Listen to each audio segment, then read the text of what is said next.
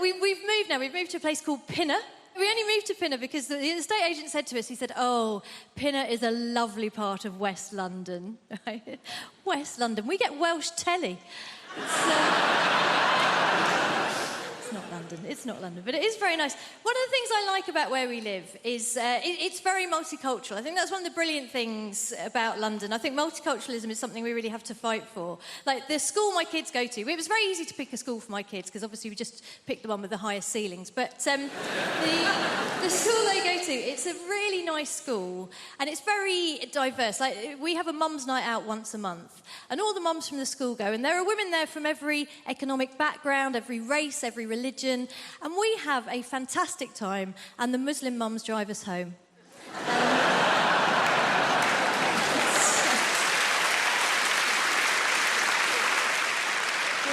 Tell you what, it is nice. I had an incident the other day, though. I was walking down the street near where I live, and it was one of those sunny days, one of those days that remind some van drivers that women have breasts. You know, one of those. And I was walking down the street, and there was a van drove up and slowed down, and two guys leaned out of the van, and they were in classic kind of leching position. And I knew they weren't going to be looking at me because I am 44 years old. And in fact, my older friends, when I was turning 40, they said, oh, being over 40, it makes you invisible, right? And I have found, yes, that is true, but the brilliant thing is it mostly makes you invisible to dickheads. So it's not really a problem, it's a superpower, if anything. So I'm walking down the street, these two guys are leaning out of this van, and I see they're leching, but they're looking past me at a younger woman, a woman in her 20s, who is walking alongside me. And these guys do the classic thing. They lean out of the van and they gave this woman a very detailed appraisal of her anatomy. You know, they covered all the main areas in bullet-pointed form, very thorough. And then they went on to suggest what I can only describe as a smorgasbord of activities they felt they would enjoy indulging in with her were they not under pressure of time to get to the next plumbing job. So they did all this and they drove off. And naturally, I turned to this woman and I said, oh my gosh, are you okay? That was horrific. And she said, no, I'm fine. It happens all the time. And I thought, yeah, it does when you're in your 20s, doesn't it? And we were chatting about how silly it was as we walked down the street. And then we got further down the road and the traffic had slowed down and this van had come to a stop. And I think a few years ago I would have just left it, said nothing. But this year I thought, you know what, if I'm going to be invisible, you know who else is invisible? Ninjas. I'm going to be a bloody middle-aged ninja. I'm going to strike, right? So I went up to the van and I just leaned in and I said, oh, hi, guys. Listen, sorry to bother you. I just wanted to say thank you so much for what you did back there because my son here has been undergoing a very difficult gender reassignment.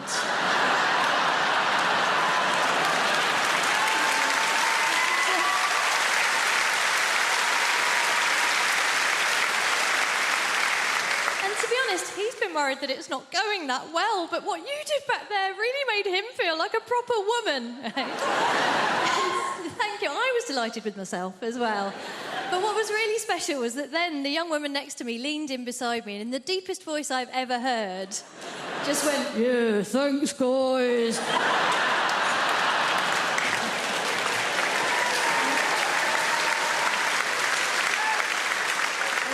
It was a beautiful moment. Obviously, it wasn't perfect. The only thing that could have made it perfect would have been if the guys in the van had said, actually, if your child is undergoing a gender reassignment, it's incredibly insensitive of you still to be referring to her using the male pronoun. They didn't do that. They just called us slags.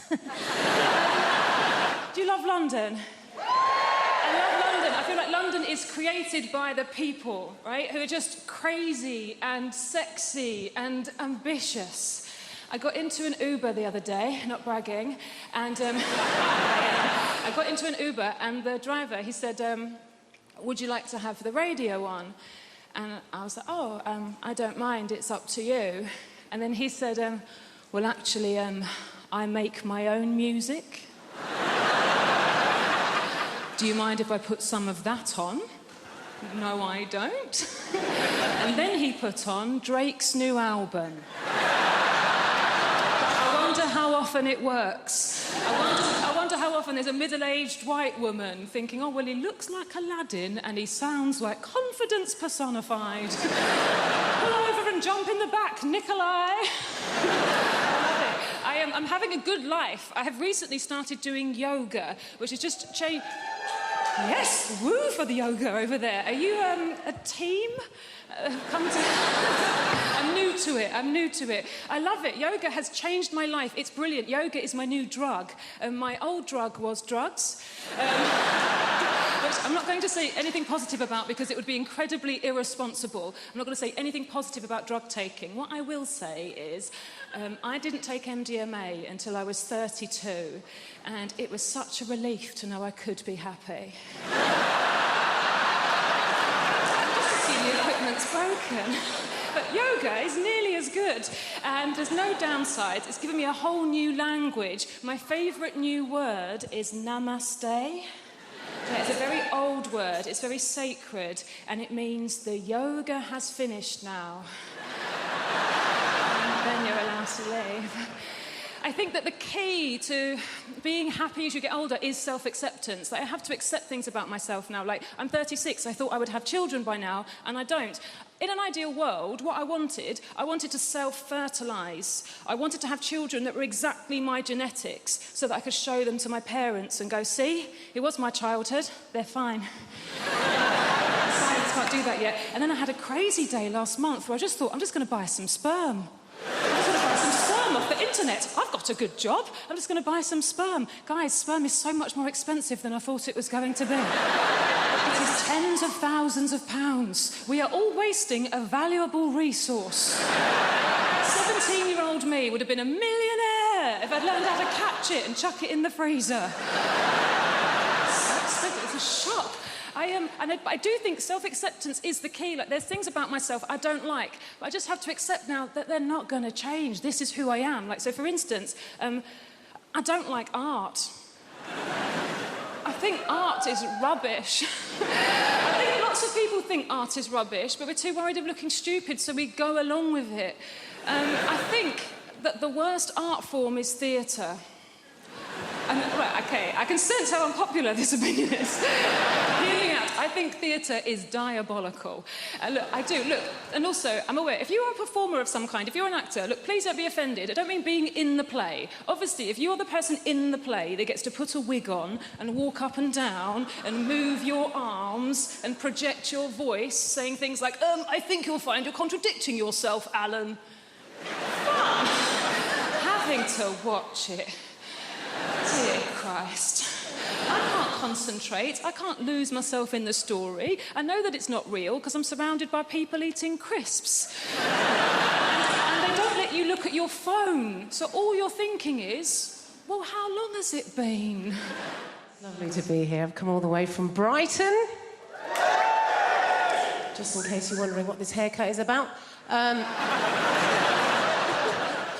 Might be a new face for some of you people. Don't panic, the BBC invited me here because they needed a beige lesbian.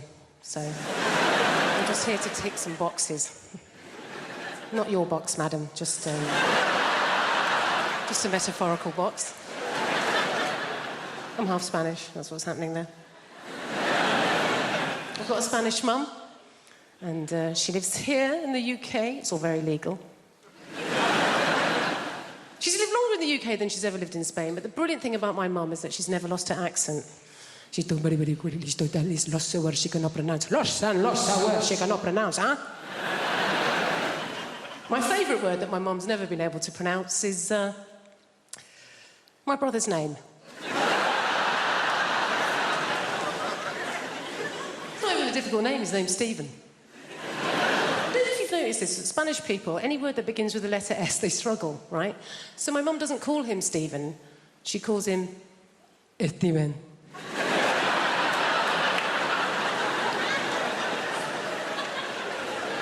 What's his name, Mum? Steven. Is it? Isn't it just Stephen? Even if I don't know his name is my son, it is Steven! You don't want to mess with my mum. She's not like British people here in this country. We can be quite passive-aggressive, can't we? She's just very aggressive woman. I don't know how my mum's never really coped in this country, and I think it's because, like a lot of Mediterranean people, she's quite loud, yeah? She's got one volume. It's like this. Hello! How are you? Whereas in this country, particularly if we're middle class, we tend to be low talkers, don't we? We don't like to raise our voices, do we? Why? Because we've got money.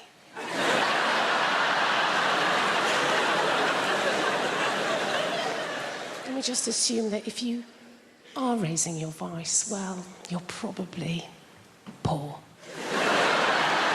Or worse, foreign. Great thing about having a Mediterranean mum is they feed you. Oh, my God. She's always feeding. That's her way of showing that she loves her children, is to feed us. You know, I can remember going around friends' houses, you know, like English mums. Go round an English mum's house and the conversation with mum's more like this. I think you've had enough. My mum will feed you till you puke. Anything can be going on in my life and my mum will relate it back to a meal that she's cooked. Do you know what I mean? Like, so good or bad, particularly if I'm depressed. If I phone up my mum and I've had a terrible day, yeah? I phone up my mum, conversation always goes like this. Oh, Jennifer, my God, I'm so sorry to hear that you're having a hard time right now. But you know what? Don't worry, okay? I made a soup. Come home. You sound hungry. I made a chicken curry, I made a lamb tagine, I made a casserole, Jennifer. I made some tortillas, some paella, some curry, Jennifer. You love curry, maybe some meatballs, some pork ball, beef ball, aniseed ball, banana ball. You're a lesbian. You don't eat enough balls. Please, come home. Eat my balls.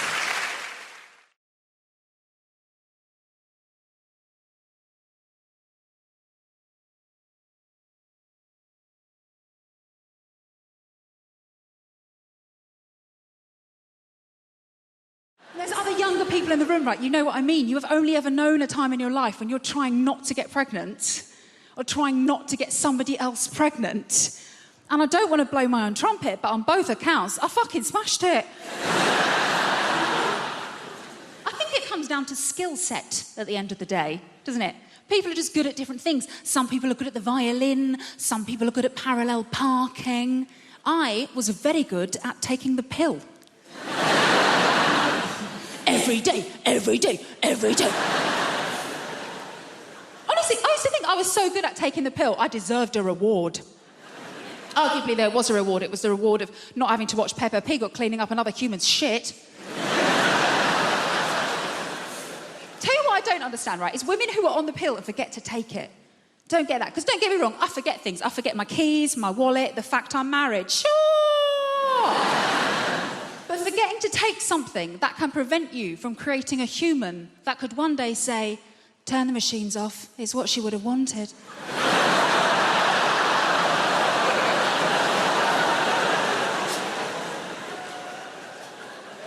I'm going to remember that one, thank you. Obviously does happen though, women forget to take the pill, they get knocked up. Happened to a girl I used to work with actually, when I used to work in an office, right? And we were chatting about it one day. She was so blasé, we're in the kitchen. She's just standing there rubbing her belly like, well, the thing is, I've just got really bad memory. I was thinking, that's funny, because every day without fail, you remember to steal my milk. Maybe if you'd strapped your packet of microgynon to my semi-skimmed, Stephen in accounts wouldn't be telling everyone how you trapped him. I think the reason I was always very good at remembering to take the pill, because I've been on it for so long. I was on it since I was about 16. And the reason I started taking it was because I was going out with my first boyfriend, Kevin Sutherland. A boom, chicka, wow, wow. He was quite the catch. He had a Peugeot 106 and a tattoo of Bart Simpson, which I thought showed a great joie de vivre. And things were going very well between Kevin and I. We had matching bracelets from Argos, so you can tell how serious we were. And we'd agreed that we were going to do it for the first time, right? So I was like, right, I put myself on the pill because my first time is going to be really special. My first time is going to be just like in the movies. So the big day arrived, and Kevin, bless him, he made such an effort for everything to be really perfect. Like, he paid his little brother to leave the room.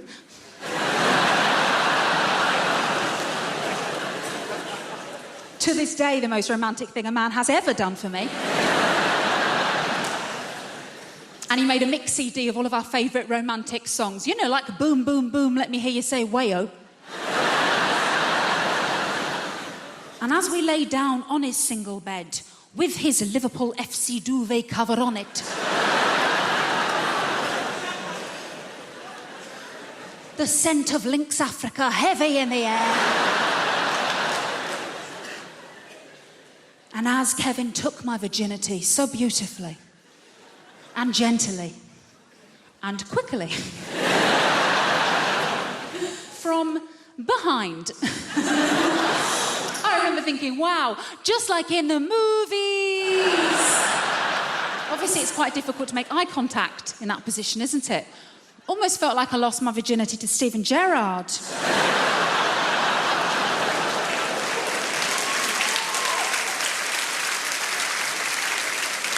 I'll never walk alone. I never will. I read this thing, right, online, so it must be true, where everyone who's under the age of 30 is going to live till 160. Like, you look tired now. 160! I don't want to be sat in a flat, leaking, liver spotted. Your ears and nose, they never stop growing. I'm going to be sat there looking like I work at bloody Gringotts Bank, just like... And I think if I get to 160, I'm ending it. I don't know how you do it. What are you going to do? Sort of suffocate yourself with a bag for life? I reckon the best way, and maybe like a toaster in a bath situation, but it'd be one of those like sit-down baths with a chair and a door, and then you have to wait for it all to fill up. You put in a bit of matey for a last bit of luxury, and then you go, oh shit, I forgot the toaster, and then you have to wait for it all to drain. You open the door, you go out onto the landing, down a stair lift, into the kitchen, you go, what the bloody hell have I come in here for? It's never going to happen.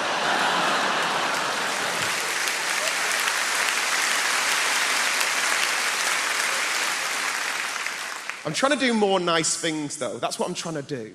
Because I've never really done anything with my life. I did a thing recently. I went to go and give blood for the first time. Has anyone ever done that?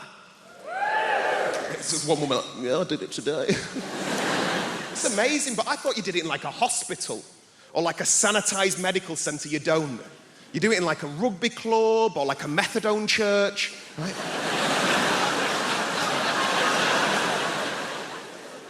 I turned up to this bingo hall near my nan's house, right? I was greeted by the second moodiest person I've ever seen in my life. It was a woman called Linda. Like, her name badge said Jean, but she looked like a Linda. Do you know what I mean? Like short bob, gelled fringe, good at darts. She weren't happy. I turned up, she goes, have you got an appointment? And I went, no. And she goes, have you filled out a form? And I went, no. And then she threw this form at me, and as I'm walking off, she goes, thank you very much for giving blood. We really appreciate it. Giving blood is the greatest gift anyone could ever receive. And I'm thinking, Linda's never been given a slow cooker. So, take this form, I start filling it out. I had to use this woman's eyeliner because Linda wouldn't lend me a pen. Just filling it all out. And as I said, the only reason I went to go and give blood is make myself feel like I'd done something with my life. And instead, I'm faced with all these very serious adult questions. It was things like, have you ever been to Africa? And I'm like, no. And he goes, have you ever had sex with a man? And I'm like, no. And he goes, have you ever had sex with a prostitute? And I thought, I've done fucking nothing with my life. Nothing. Have you injected drugs? Have you smoked drugs? Have you had any treatments in the last 6 months? I panicked. I went, oh, well, me and my mum have had facials off Groupon. Not the right answer. Weirdest question, are you HIV positive? I was like, what? Like, no. Like, if anything, I'm against it. And then they took me off into this room, and there's all these sort of like Sharons and Johns lay on beds with sort of needles in their arms. Like, it looked like a spa day for smackheads. Got a belt round my arm, not even a nice belt. They spanked it a bit, they told me to relax, and then they whipped out the biggest flipping needle I've ever seen in my life, and I just fainted. Completely fainted. I can hear all these muffled voices, and then I can hear Linda's bellowing voice just going, I knew he'd be a fainter. I'm like... By the time I'd come around, all these people are trying to help me out, and Linda just parted them. And her way of trying to make me feel better, her way of trying to make me feel like a proper grown-up was going, would you like a glass of orange juice and a biscuit? I was like, no, Linda, I want to have sex with an African gay man for money. That's what I want to bloody do.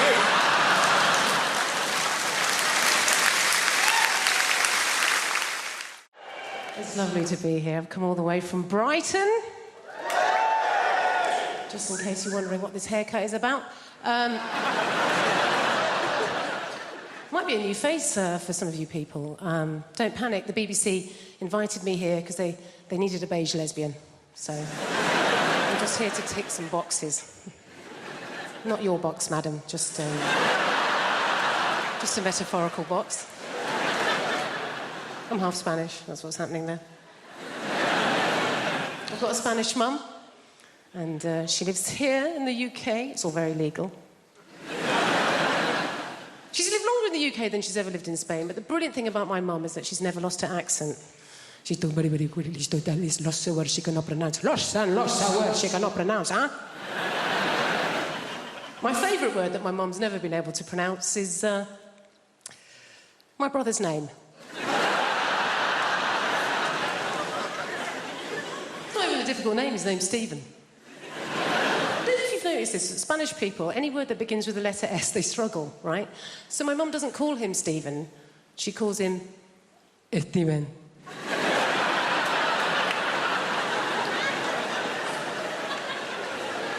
What's his name, Mum? Steven. Is it? Isn't it just Stephen? Jennifer, I know his name is my son. It is Steven! You don't want to mess with my mum. She's not like British people here in this country. We can be quite passive-aggressive, can't we? She's just very aggressive woman. I don't know how my mum's never really coped in this country, and I think it's because, like a lot of Mediterranean people, she's quite loud, yeah? She's got one volume, it's like this. Hello! How are you? Whereas in this country, particularly if we're middle class, we tend to be low talkers, don't we? We don't like to raise our voices, do we? Why? Because we've got money.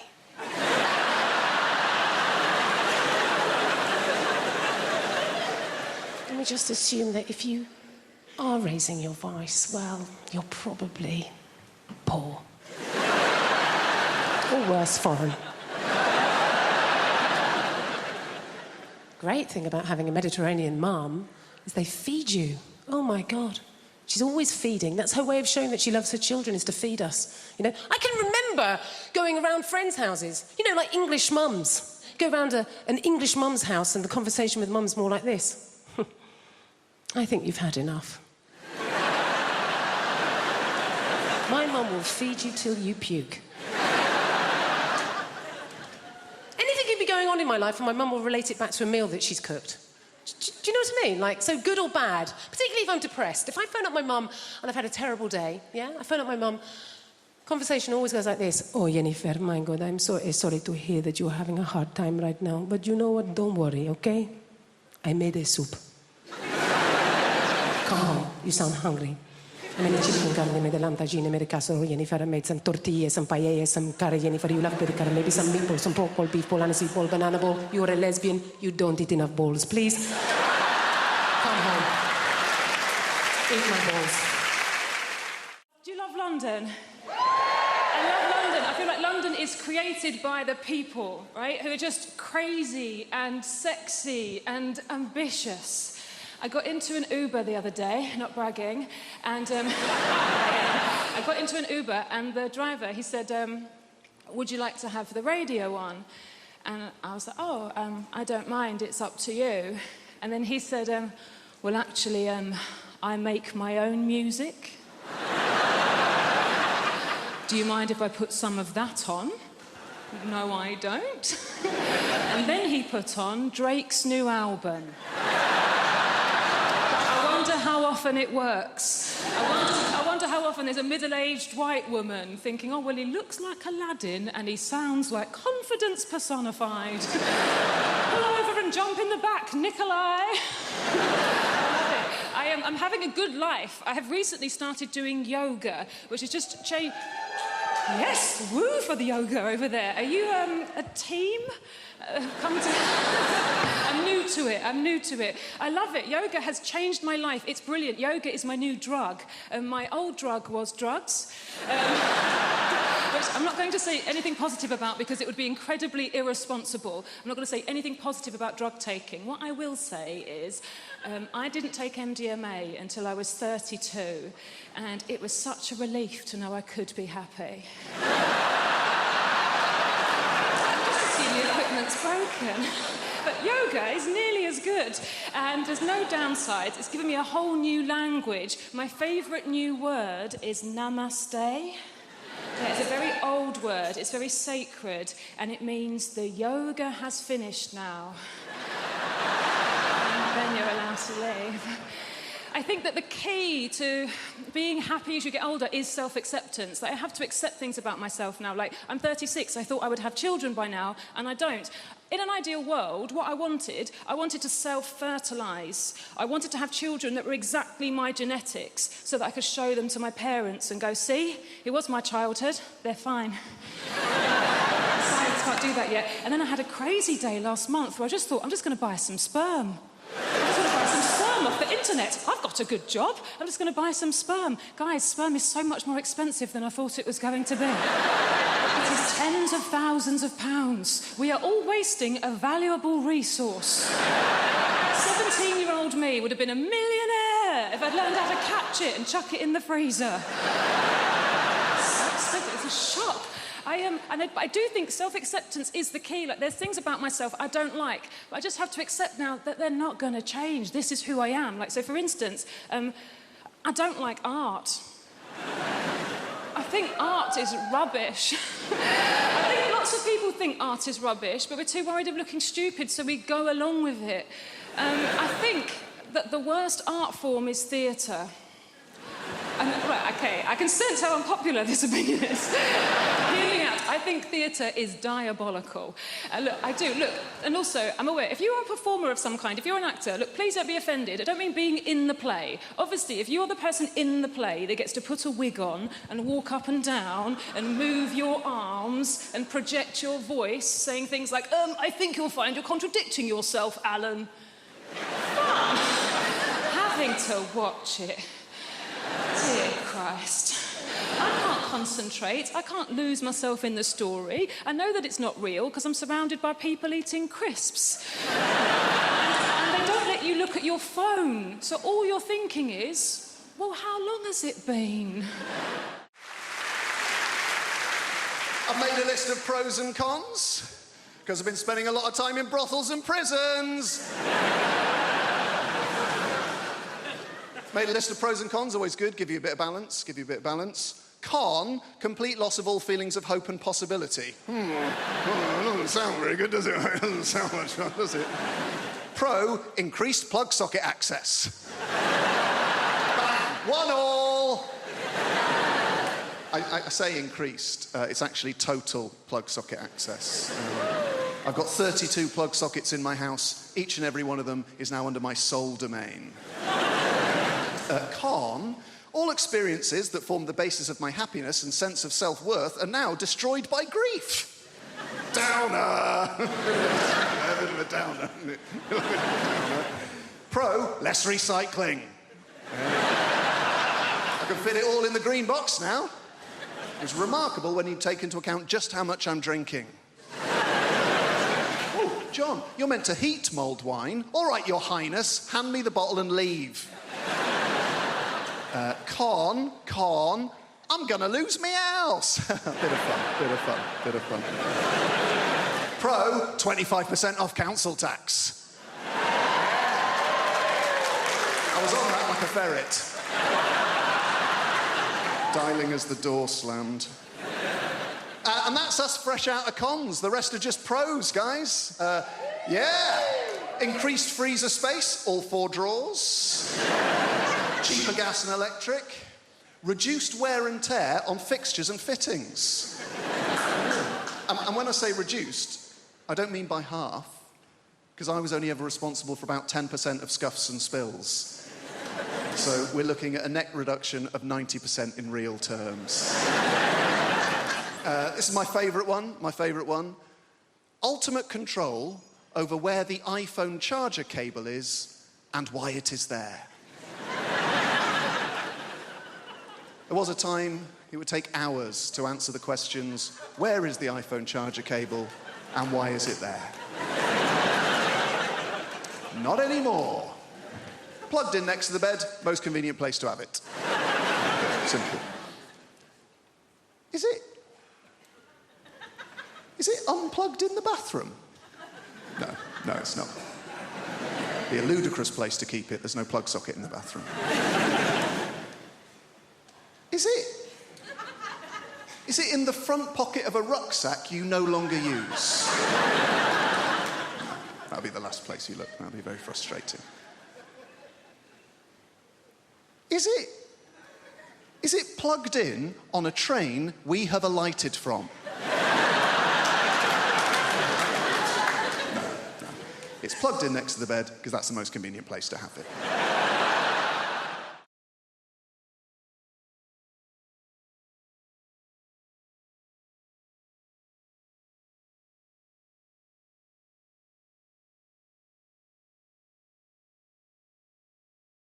Put my name in the internet the other day. Oh, I wish I'd never bothered.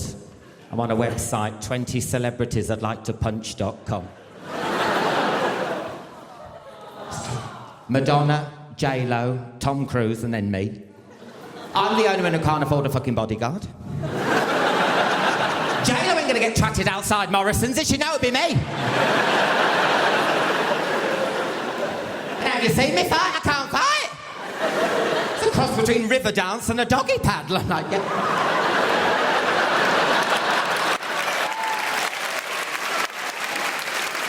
If it can go wrong, anything will with me. Honestly, I just attract bad luck. How many people do you know can get sexually assaulted on a Jack the Ripper walk? I thought it was part of the experience. Oh, Jack, your hands are cold. Now, honestly, if you look like a victim, you get treated like a victim, don't you, sir? Yeah. And your life's been shit. No, I mean, that's like when I went and got me glasses. I had the afternoon off school. He comes in with these glasses, honestly, that thick. That thick. I said, I can't see the board, not the pennines. You can see the future. You can see the future.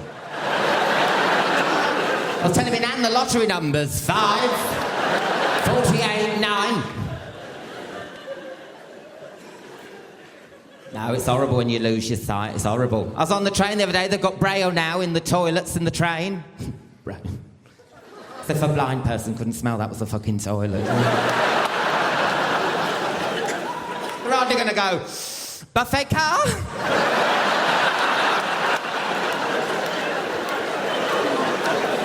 They got a baby changing unit in Braille now. Baby changing unit. Blind person changing a baby on a train in a toilet. What could possibly go wrong? Let's make it interesting. Pop some roller skates on.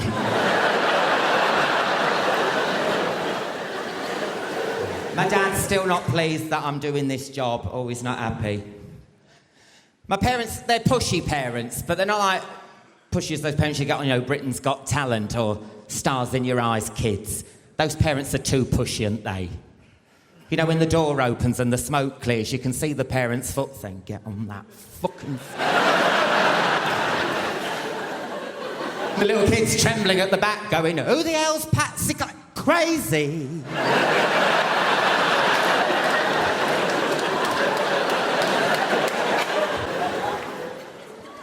God. The worst thing for me was being picked for the team. That was awful. Do you remember standing in line waiting to get picked? It's like ethnic cleansing, weren't it?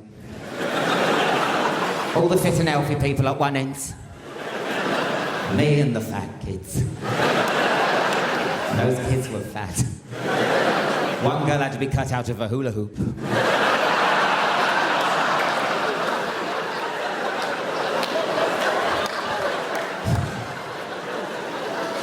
The bullies, they nicked me kit.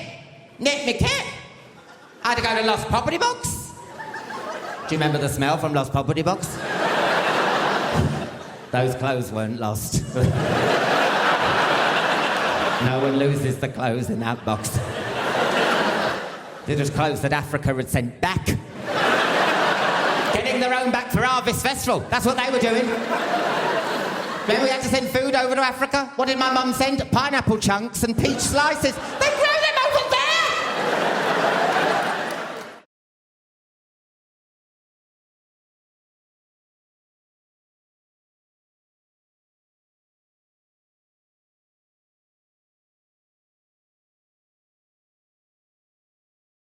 I hope I haven't offended anybody. You don't know. You can talk about whatever you want on stage. Nobody gives a toss. You talk about cats. Don't talk about cats on TV. You know? Even if it's a funny thing about cats. Like Cat in the Bin. Remember that? There was a week of Cat in the Bin. A week of a cat going into a bin. You remember the first time you saw that horrific, horrific footage? The cat go into the bin. I know, live it with me, brothers and sisters. Is it just me, or was your first reaction, why is Susan Boyle putting a cat in a bin?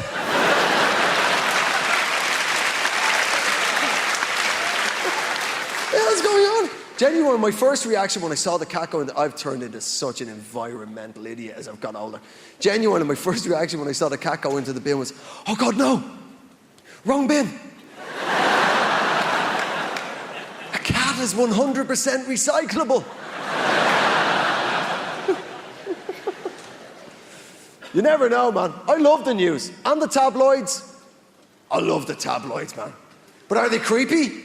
Oh, you better believe they are. Here's a classic example, lad. The Middletons. Kate and Pippa. Right? They must have been raised in pretty much the same upbringing, right? They've got to be pretty similar women. Not in the tabloids, they're not. I feel sorry for Pippa, do you? Because all the filth is on her, isn't it? Because the tabloids can't say anything untoward about Kate, not the future Queen of England. So, oh, here she comes. Lovely, lovely Kate.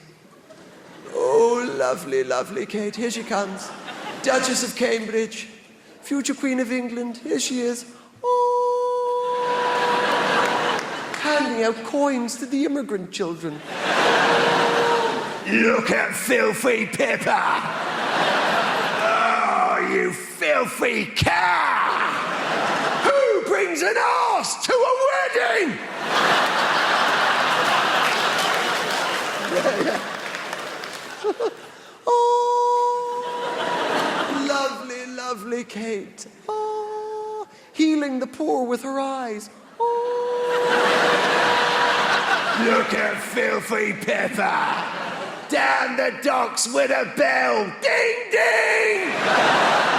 Come and get it, boys. Come on.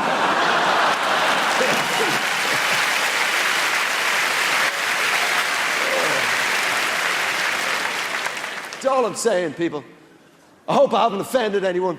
You just don't know when you're a comedian. I'll give you an example of this. I did a gig for the biscuit industry. That's right, people. I work for the biscuit industry. No, I know. It was terrifying, man. It was 15 biscuit businessmen. And I was dreading it, man. You know, not like this. I knew you were going to be good. But it turns out they were great. They were fantastic. And that's why I said it. I only said it because they were good. And I didn't walk straight on and say it. At the end of the gig, I went, listen, you've been fantastic. They were like, more. I'm like, no, I can't. I have to go do another gig. But before I go, can I ask you something? They're like, yeah. Anything? Yeah. It's about biscuits. Yeah. This is all I managed to say before the whole crap house went up in flames. Wagon wheels. They're the same size as they've always been.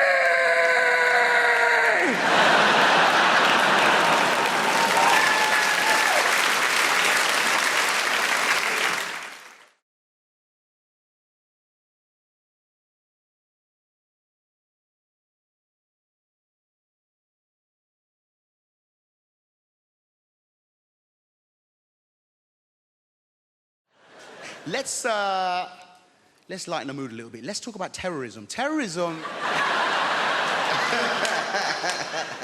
Listen, One of my main issues with terrorism is simple, all right? It's got people that have known me my entire life doubting my credibility, all right? It's just this mad thing. And I want to let you know, all right? You guys are a little bit worried at the moment. I'll make it explicit for you. I am not a member of ISIS, all right? I'm not, okay? I have nothing to do with those people. I don't follow their ideology. That's because I've got 6 months left on my Al-Qaeda membership. I'm a lot... Where did they go? My gosh, I'm going to get some water, all right? Flipping it. It was a bad choice wearing this heavy-ass jacket, you know what I mean? You know what, actually? Ooh, it's squirting all over the place. I tell you what is the biggest threat to Muslims on the face of the planet today, all right?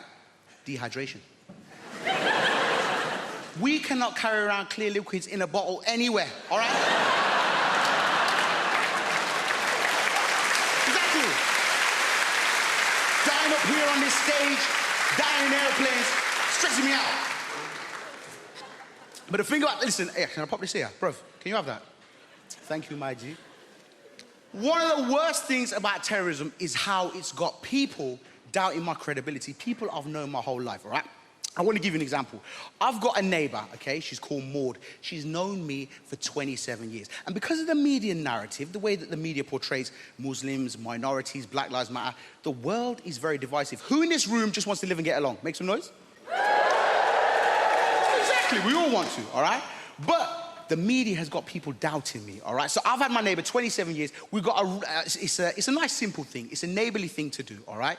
A regular Friday wheelie bin ritual. We grab the wheelie bin, drag it down to the end of the driveway, have a quick natter, go back in. It's what neighbours do, innit? It's what neighbours do, all right? This particular Friday, Maud is like clockwork, but she was late. And I'm thinking, rah, is Maud okay? I hope she's all right. Usually she's like, the bin was stinking of shit, but I thought, you know what, I'm going to stay here. I'm going to be a good neighbour and have this conversation. Boom. 3 minutes later, boom! She kicks open the door. She's stressed. She's flustered. I said, Maud, is everything okay? She says, now, good. Everything is far from all right. Have you seen the news? I'm like, listen, Maud, a lot of my cousins are on there. I don't watch that shit. You know that. Bring back a lot of bad memories for me, Maud. She says, Guz, it's the ISIS. I-Z-I. She's from Birmingham, that's how she spells it. It's the ISIS. They've been doing terrible bloody terrorisms again, them lot. I was like, yo, Maud, listen, that's bad. I don't agree with those people, and, you know, I hope they're brought to justice. She says, you say that, Guzzy, yeah? But you got to tell me something, babes. You're nothing like them, are you? I said, what? Maud, you know me. 27 years, baby. I'm nothing like them. Stop buying into the media narrative. Stop buying into the news. I'm me, Guz, your neighbour. She says, I know you say that. It's just that from very specific angles. This is a very Bin Laden look you've got going on there. I said, hey, I don't even look like that guy. Very racist. She says, Guz, I know, I'm just being silly. But you just do me one more favour, though, babes, okay? It's just more for my rod, really, yeah? If you hear anything about it before the news does, just let me know.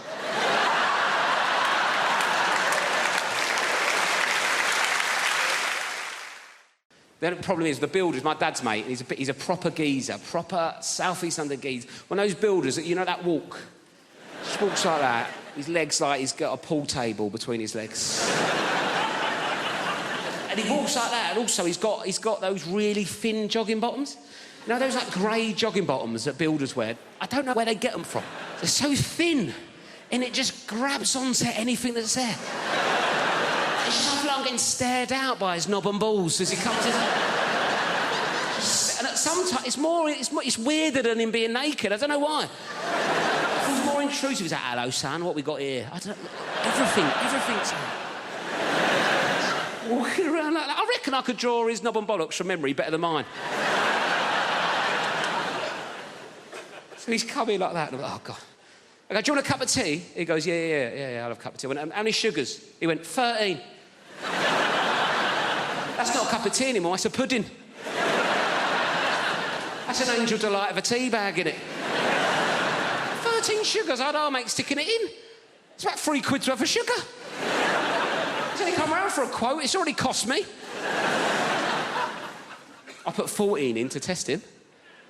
Give it him. He went, it's a bit sweet, innit? You winding me up, you know me on 13, you greedy bastard. Oh, type 2 Terry's come round and it's a bit sweet for him, is it? When are you going to do this job? I want it done before your foot comes off, all right?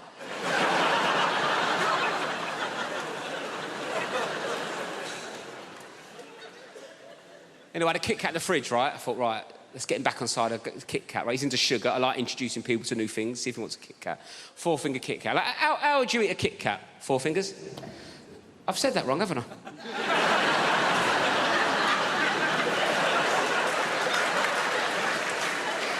I thought you looked at me funny. Sorry, I said that like it was your name.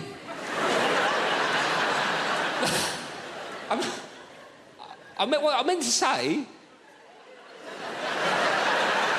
I don't know what I meant to say. I meant to how would you eat a 4-finger Kit Kat? But I went, how would you eat a Kit Kat? 4 fingers.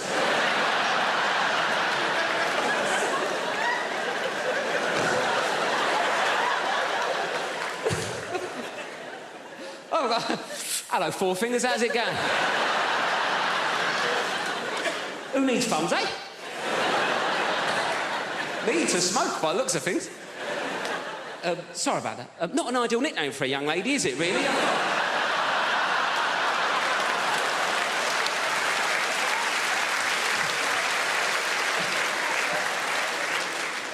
So what would you do? 1 finger at a time? Is that what you'd...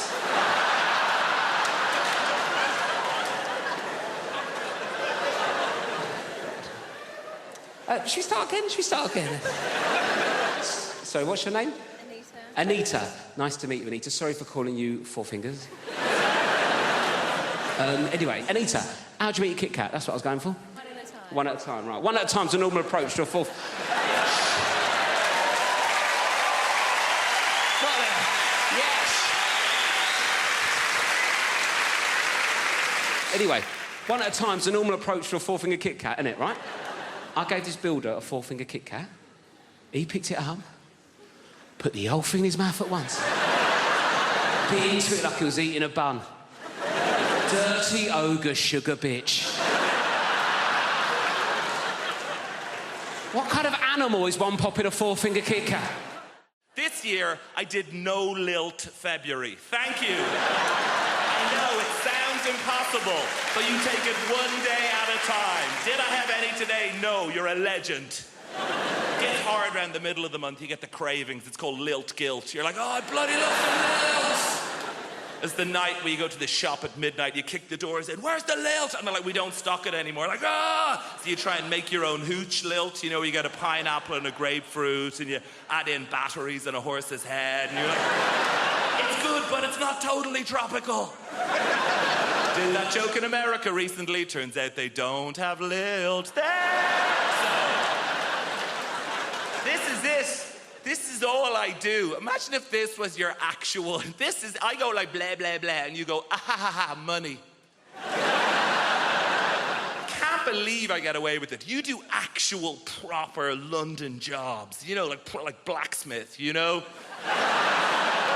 Farrier. Brunch DJ. The big 3. I tell you, I do not trust. People who work in offices, I know, right? What are they doing?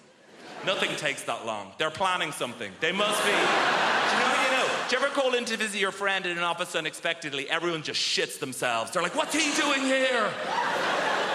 Cover the screen, lie across the spreadsheet, get him out. Kind regards, warm regards, best. That's how they talk. I've seen the email.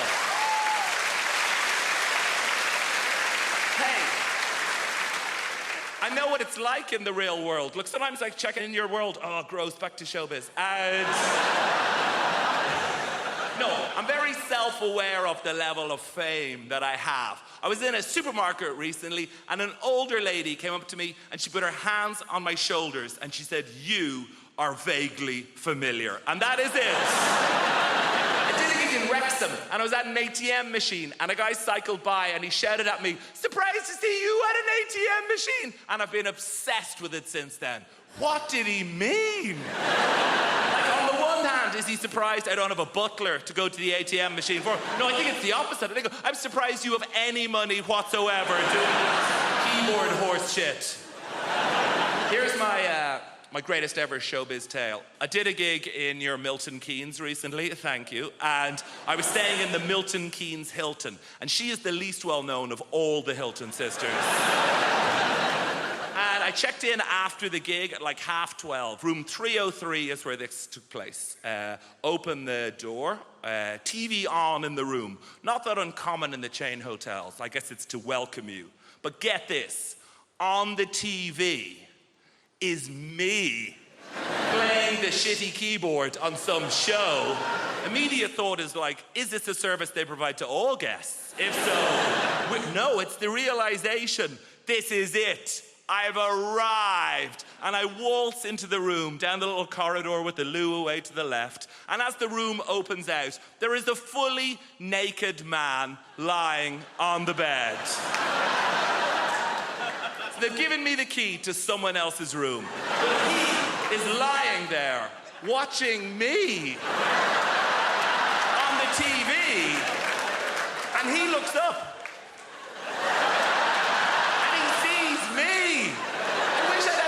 To think of something smart. What I say is like, oh shit, sorry man. I could have said anything and I'd be a legend. I could have been like, oh, you enjoying this? Ah, no boner. And just walked out of it.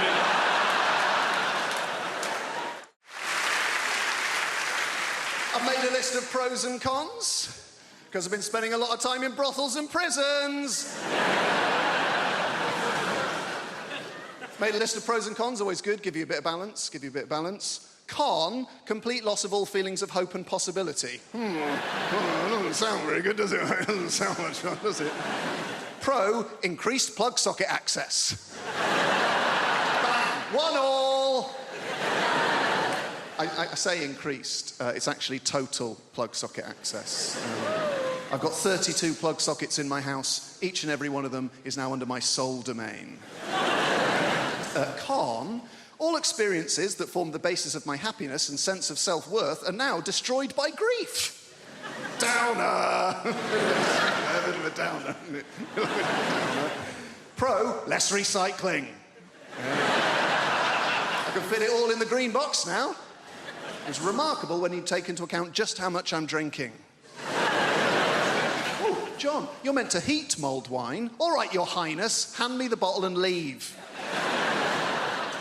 Con, I'm gonna lose my house. Bit of fun. Pro, 25% off council tax. I was on that like a ferret. Dialing as the door slammed. And that's us fresh out of cons. The rest are just pros, guys. Yeah. Increased freezer space, all 4 drawers. Cheaper gas and electric. Reduced wear and tear on fixtures and fittings. And when I say reduced, I don't mean by half, because I was only ever responsible for about 10% of scuffs and spills. So we're looking at a net reduction of 90% in real terms. This is my favourite one. Ultimate control over where the iPhone charger cable is and why it is there. There was a time it would take hours to answer the questions, where is the iPhone charger cable and why is it there? Not anymore. Plugged in next to the bed, most convenient place to have it. Simple. Is it unplugged in the bathroom? No, it's not. It'd be a ludicrous place to keep it. There's no plug socket in the bathroom. Is it in the front pocket of a rucksack you no longer use? That'll be the last place you look. That'll be very frustrating. Is it plugged in on a train we have alighted from? No. It's plugged in next to the bed because that's the most convenient place to have it.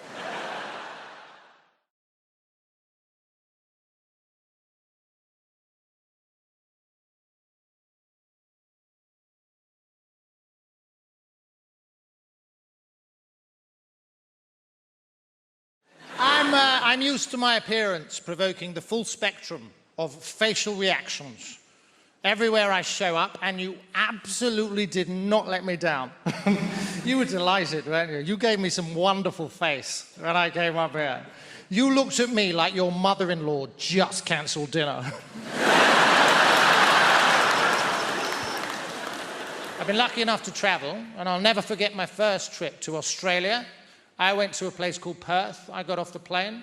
First person that saw me said the following. Hey, mate! Hey, mate! Why is Freddie Mercury wearing a kimono?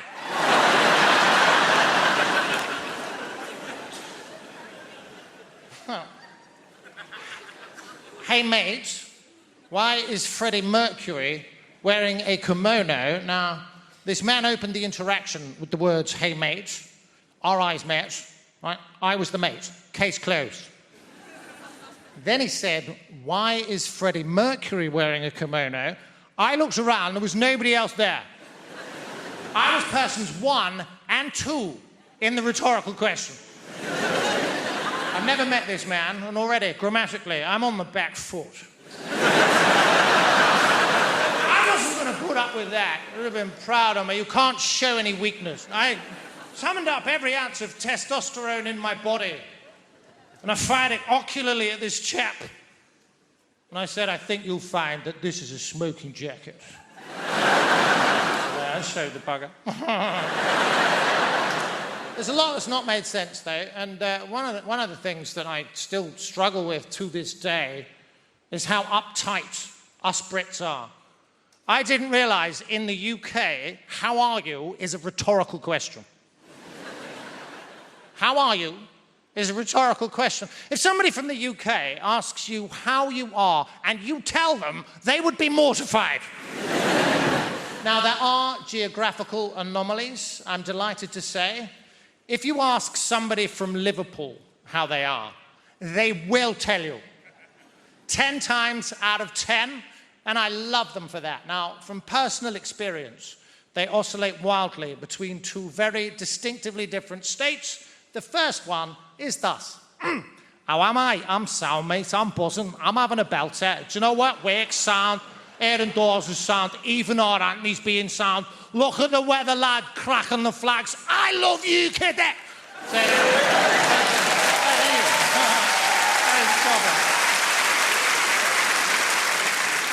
Apologies for the accent, by the way. I have the ability to blend in seamlessly with my environment wherever I go. I feel an energy, I match it, we become almost indistinguishable. Silly. Now, that's the first state. Now, the second state of Scouse being is rather different, and it is as follows. I'm fuming, lad. Don't you start, lad. I am fuming here, mate. I'm fuming. I am fuming. I'm up the wall with work. I've seen me arse with my dad. Everton to being shite again. You're doing my fucking head in. I am fumigating naked.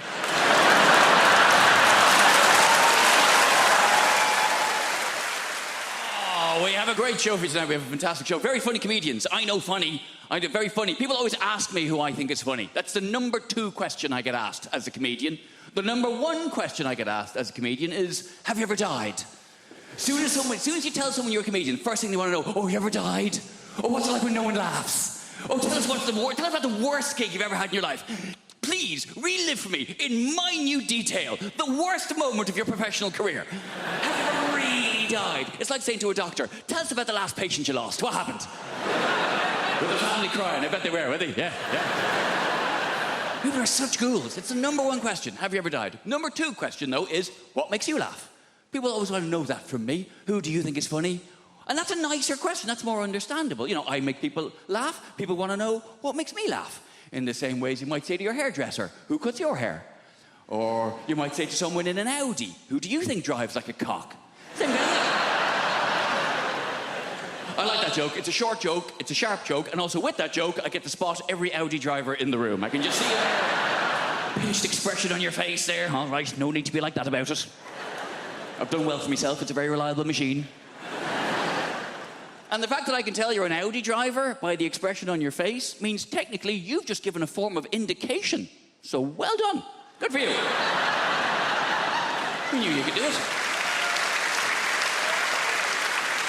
Yeah. Have you ever died? Who do you think is funny? You always get asked the same questions. That's what I don't like doing interviews. I love doing this job. This is great. I love standing here talking to you, though. But doing interviews, it's a necessary evil. It's part of the job. Having to answer questions. And I don't even like watching interviews. You'd rather watch a comedian tell jokes than talk about how they wrote them. You'd rather watch a singer sing songs than talk about their inspiration. You'd rather watch a sports person do their sport. You'd certainly rather watch a sports person do their sport. Come on now. Sports interviews can be turgid affairs at best. And then I hit it with my foot. You mean you kicked it? If you like. They're really interesting. They're really, and I'm not slacking sports people. It takes a great deal of single-mindedness to excel at a sport to a point where people want to interview you about it.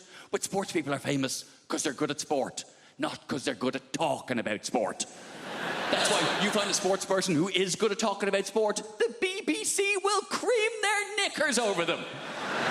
We found a woman. She used to ride horses. That's a sport. And she's quite lively and engaging and charismatic. Put her on absolutely everything! Do not let her out of your sight. Even people I'm a fan of. Andy Murray. I love Andy Murray. Britain should be very proud of Andy Murray. He's done a lot to be proud of. He's won Wimbledon. He's Olympic gold medalist. And he put up with a lot of shit when he was, 8th best in the world? Oh, you bloody loser, you. He's done a lot to be proud of. He's won Wimbledon, he's Olympic gold medalist, he's magnanimous in victory, he's humble in defeat. And he's a big comedy fan. He's been to see me live, I've met him, lovely bloke. But Jesus Christ. I have not listened to him drone on one more time about how he won, stroke lost another tennis match. I can't do it. Well, then I hit it to him, and he hit it back to me, and I'm very good at tennis, but he is also very good at tennis. Some days I'm better at tennis than he is, but I think what's happened today was he was slightly better at tennis than I am, and that's maybe why he won the game of the tennis. Oh, for God's sake, man! I'm not very sporty, you can probably tell. I like hill walking. Doesn't really count as a sport. I like hill walking and camping. Proper camping, though. None of your glamping bullshit. Glamping. Derivation of the words glamorous and camping, where you stay in a yurt, which is more expensive than a hotel. What is wrong with you? A lot of people don't realise yurt is a derivation of the words yura and twat. A lot of people don't realise that. We need to bring back a sense of consequences for our actions. In this world, there are no more consequences for actions, yeah? And what I'm talking about, if there's no consequences in this life, what we need to do is bring back to Britain a simple sense of hell.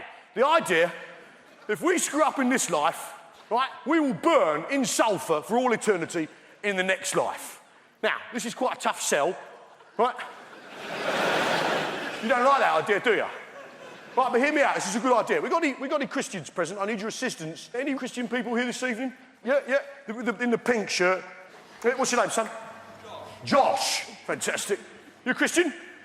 So you understand the idea of redemption, eternity, resurrection, eternity in particular. And I do too. I understand the notion of eternity because I went to church on Sunday. Let me tell you this. That service went on forever. Right? If it took me an hour to open a bottle of wine, I'd be drummed out of business. Now, the point is this. How long does it take to own a packet of crisps? Get on with it. Now, we need to bring back... So now, the problem with the idea of hell is no one's frightened of it. Now, I'm going to describe hell for you now, and none of you are going to bat an eyelid, right? And while your body's boiling in the mouldering in the grave, we'll take your soul and boil it in boiling oil for 1,000 millennium. Then after that, 2 sulphurous demons, emissaries of Satan himself, will come along, pull out your kidneys and set fire to them on the red-hot coals of hell itself. Then after this, another demon will come along, pull out your eyeballs, stick them on a red-hot poker, burn them on the hot coals of hell, and stick them up your arsehole, and they'll come out your own mouth with the shit on it. And this will go on forever. So you're not bothered by that, are you? In fact, most of you are laughing at it. Huh? In fact, most of us, being British, are thinking, well, come on then! Call yourself the devil! And that's the interesting thing about hell, isn't it? When you describe it, when someone describes hell, it tells you everything you need to know about that person, right? And what he's like and what his people are like. And I describe hell then in a normal British accent, which tells you that we, the British, are stoic, tough people who could take absolutely bloody anything. Right? And that's the interesting thing about hell. It tells you about the people telling you about it. Hell, in a French accent, for instance, sounds like a recipe. And while the body is lying down on the worms inside the flesh, we take out the soul and place it in very hot oil for a long time.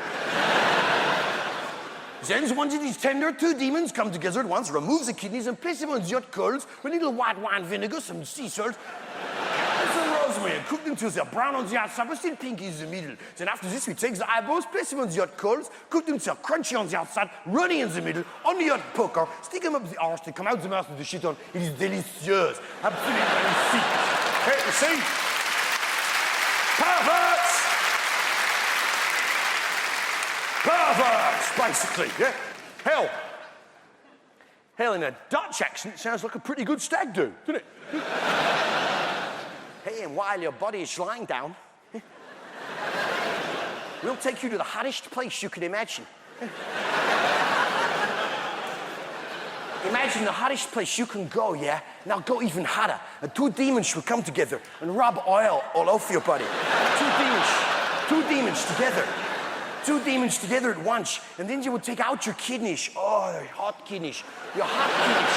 And place the kidneys in a hot place and cook the kidneys till they're hard. Until your kidneys are hard. And then take out your eyeballs and stick them in your bum hole. And this will cost you 45 euros. Hey, I mean, really? Sounds like an agreeable weekend. I just don't know how to relax. A friend of mine, when he wants to relax, he listens to whale song. You know those tapes of whales singing? They go, I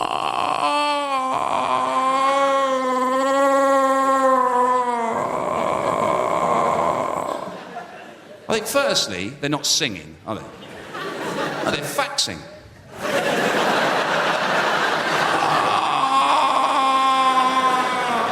Really long fax.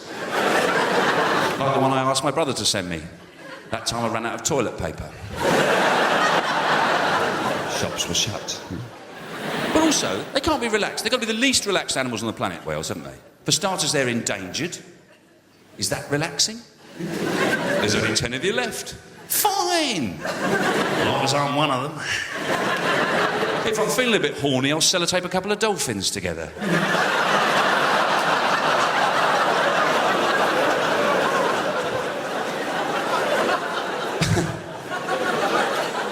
But not only are they endangered, they're the biggest animals on the planet, whales, aren't they? They're enormous. Me doing that doesn't really get across how big they are. They're massive. But they eat the smallest, don't they? Plankton and krill, tiny little creatures like that. Imagine, you're a great big animal. You're starving hungry. You never get a good bite of anything. Never get a good, oh, that was bloody lovely, that was. No, just all day long shoving tiny bits of food in the side of your mouth. Oh, I'm sick of these stupid little things. Oh. I like to think of it as Jeff Capes living on hundreds and thousands. He'd be furious, wouldn't he? I'm starving! And he'd be wandering around looking for whatever the individual of hundreds and thousands is. I don't know what you call them when you've only got one.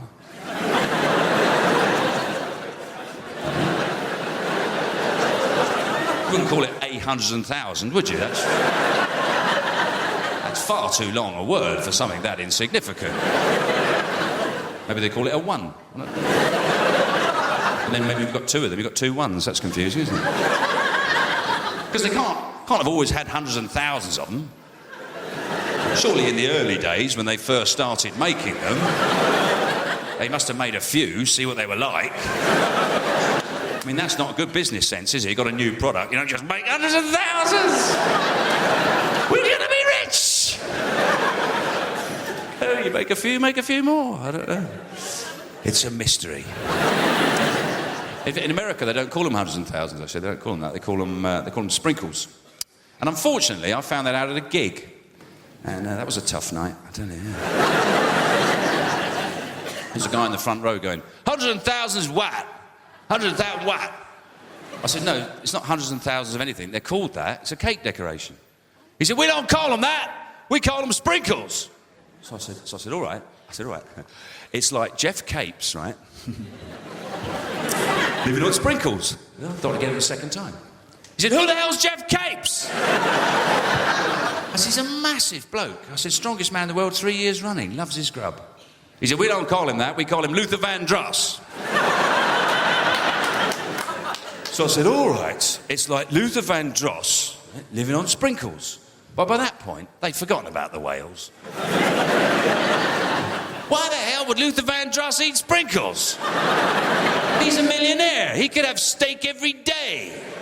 You saying he's too dumb to go and find his own food? He's got to go around eating little bits of cakes. Are you racist, buddy? Is that your problem?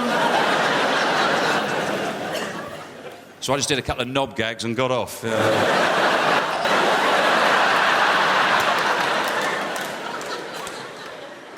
Look at this pretty lady. Don't fight it. I can tell by your eyes that you want me. Oh, fuck it. I can't keep it up. It's all a joke. I've never left the country. Good evening, folks. Very, very, very pleased to be here tonight. I want to tell you a bit about myself, because I've started off quite aggressive, so I'll pull back, right? My parents arrived in London in the 60s. And London in the 60s was very, very similar to Australia now. No real diversity, right? I remember my first day at primary school, I ran into the classroom, I ran straight back home, and I went, Mum, Mum, apparently there's a black boy in my class. I can't find him anywhere. So you young people, you're very, very lucky, right? Young people. How old are you, son? Right there, you. 16? What year were you born? 91. 1991. Did you hear that noise? That's called jealousy.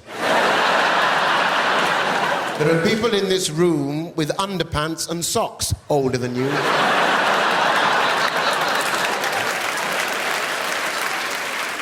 Where are you from, child? Where are you from? London. London, big place. Scale it down. I'm not driving a minicab. Let's work together. Kilburn, North London, yeah. South London, representing. People ask me all the time, so Rich, how did you end up becoming a comedian? And I always say, why do you say end up, like I made a mistake? It's kind of a polite conversation you have with a tramp. So, fella, how'd you end up in a skip? It's the most fantastic job in the world, right? You make people laugh, you, fella, with all that stress on your face. Look at you, sit in the front row trying to get the jokes before anyone else. How desperate are you for comedy, my friend? Well, you people, Brits, but... Oh, I'm sorry. What? I wasn't expecting a response. Do you work? I'm a student. A student, all right. No more questions, Your Honor. It's very easy. No heavy lifting. Yeah? Why don't you think about being a comedian? What are you studying? History. History. That goes back a long time, doesn't it? Why don't you try American history? A couple hundred years. Boom, you're done. Listen, here's the thing, all right? You just say intelligent things stupidly. That's all there is to being a comedian. Or maybe it's stupid things intelligently. It's not rocket surgery. I'll tell you that right now. That's what I get asked all the time. So I bet you were the class clown. Were you the class clown? Screw you. Why would you suggest I took a childhood disorder and turned it into a career, you prick? No one ever says to a hooker, were you the class whore? I bet you were the class whore, weren't you? Let the mystery be. I love watching Brits snap. That is the greatest thing in the world. When a Brit snaps, you don't even know they've snapped. It's not like Americans who take out 8 or 9 people with a high-powered rifle because they're social animals. Brits snap and you go, 2 hours later thinking, I think that guy snapped while I was talking to him. At that point where he crushed the pint glass with his hand, he was a bit pissed off. That's why when it comes to a war on terror, something we invented, the war on terror, because Brits would never have a war on terrify, because what's not terrifying to Brits? Everything. They just don't show it, right? Brit, you've had giants plucking your daughters out of villages a couple thousand years ago. Look that one up, history boy. It's true. So the basic British reaction to anything terrifying is this.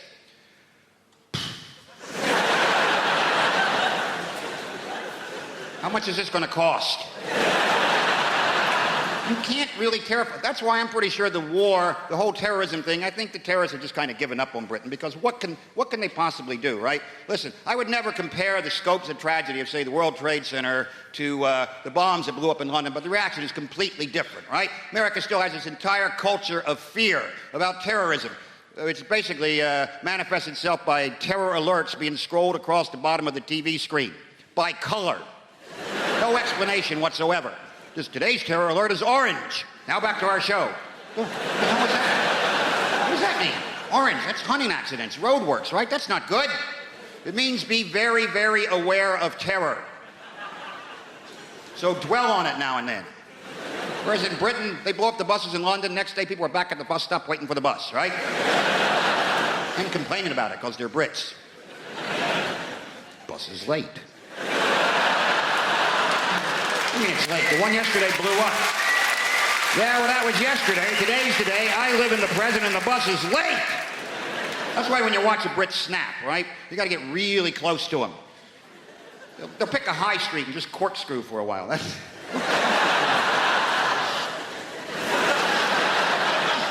Not even knowing what direction to... What direction is corkscrew anyway? This is bullshit. And then you get too close and then you get sucked into the vortex, right? Are you okay?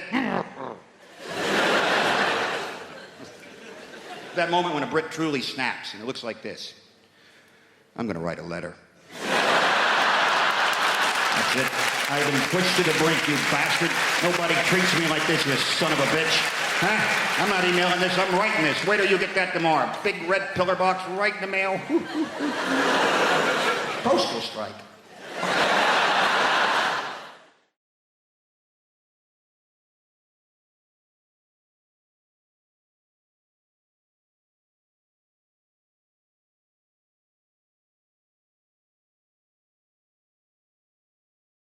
A lot of people often ask what made me get into stand-up comedy. I always say my mum's side, that's the funny side. But it more or less started with school. When I was in school, I was dyslexic. I can hear the thoughts in the room right now. Oh my God, he's dyslexic. He can't play Scrabble. Oh my gosh. I think where comedy started for me, because I was a bit of a class clown, you know, and the thing is when you're dyslexic, it's not that you can't read or you can't write. For every child, it's always different. For myself, it was always my concentration would affect my education. Like, let's say, for example, I'm talking, let's say me and you are friends, bro. We're not being destructive, though, to the class. But everybody in this room remembers that one particular old teacher. She's like 172 or some stuff like that, yeah? And do you remember when she'd catch you talking and make a big meal out of it? So we're having a small conversation, then she'd notice me, particularly me, talking,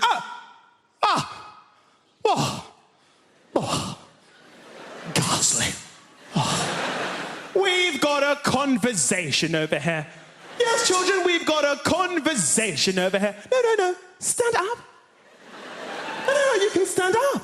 Do you remember someone would try and defend it for you? Actually, do you remember what you actually say to her as a reply? But miss, I'm not even doing anything. Do you remember when teachers just lost it for a little bit? That's right, you're doing nothing.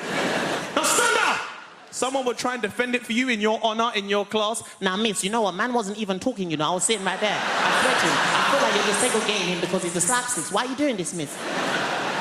Do you remember when your teacher just didn't care anymore? She's been there so long, she didn't care. Do you remember your teacher's like, What? You can fuck off! Do you remember when the first time your teacher swore? Do you remember that kid? He couldn't believe it. What, you're swearing at me? No, I don't care. I'm telling my mum. What do you mean about me? I don't care about I'm going to talk often. What do you mean, me, yeah? Telling a whole me. This teacher didn't care.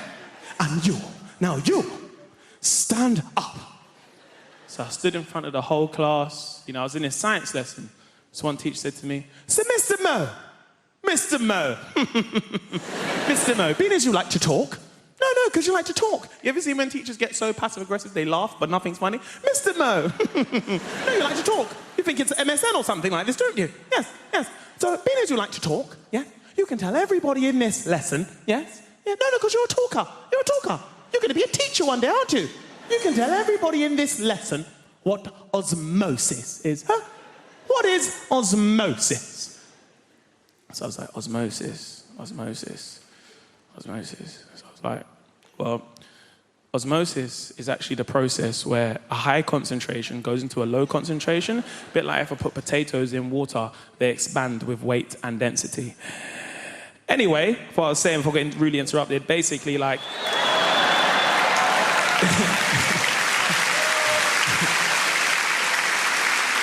This old teacher lost her mind. Do you remember the teacher got so angry they start shaking, but they shake so much their turkey neck would shake at the same time? Do you remember that teacher?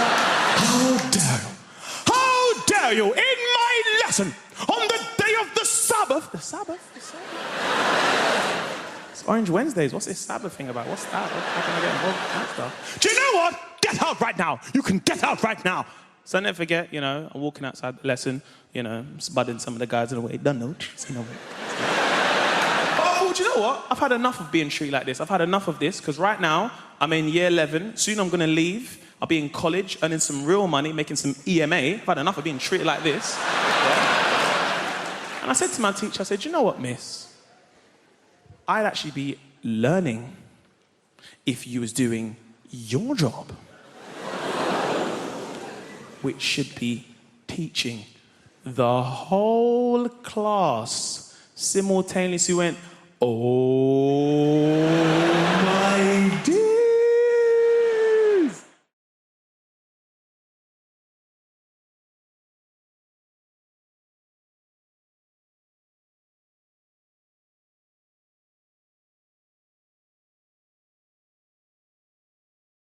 I read this thing, right, online, so it must be true, where everyone who's under the age of 30 is going to live till 160. Like, you look tired now. 160! I don't want to be sat in a flat, leaking, liver spotted. Your ears and nose, they never stop growing. I'm going to be sat there looking like I work at bloody Gringotts Bank, just like, And I think if I get to 160, I'm ending it. I don't know how you do it. What are you going to do? Sort of suffocate yourself with a bag for life? I reckon the best way, and maybe like a toaster in a bath situation, but it'd be one of those like sit-down baths with a chair and a door, and then you have to wait for it all to fill up. You put in a bit of matey for a last bit of luxury, and then you go, oh shit, I forgot the toaster, and then you have to wait for it all to drain. You open the door, you go out onto the landing, down a stair lift, into the kitchen, you go, what the bloody hell have I come in here for? It's never going to happen.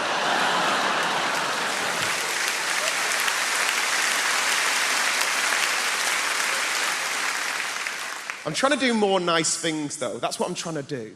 Because I've never really done anything with my life. I did a thing recently. I went to go and give blood for the first time. Has anyone ever done that? It's just one woman like, yeah, I did it today. It's amazing, but I thought you did it in like a hospital or like a sanitised medical centre. You don't. You do it in like a rugby club or like a methadone church, right?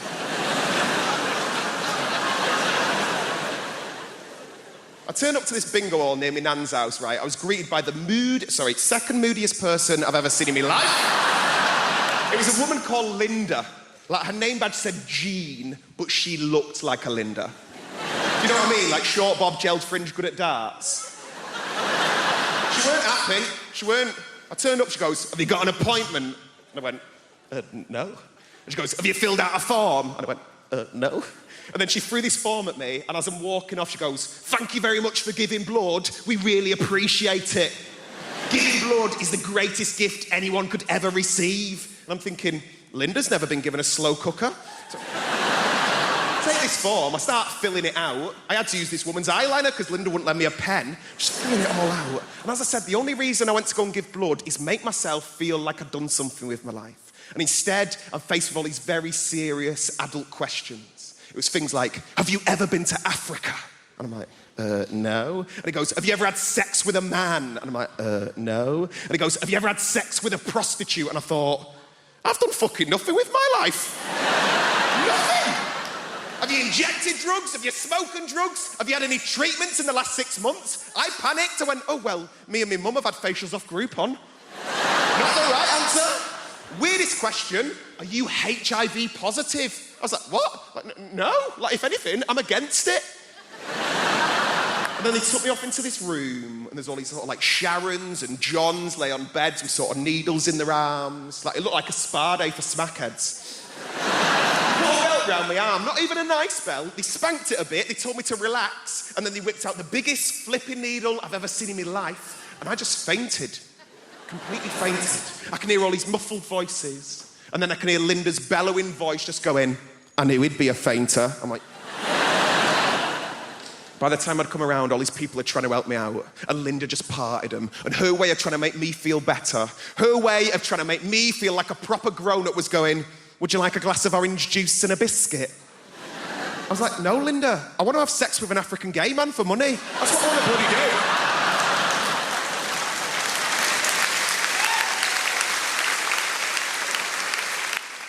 I'm going to explain the concept and naked attraction to you.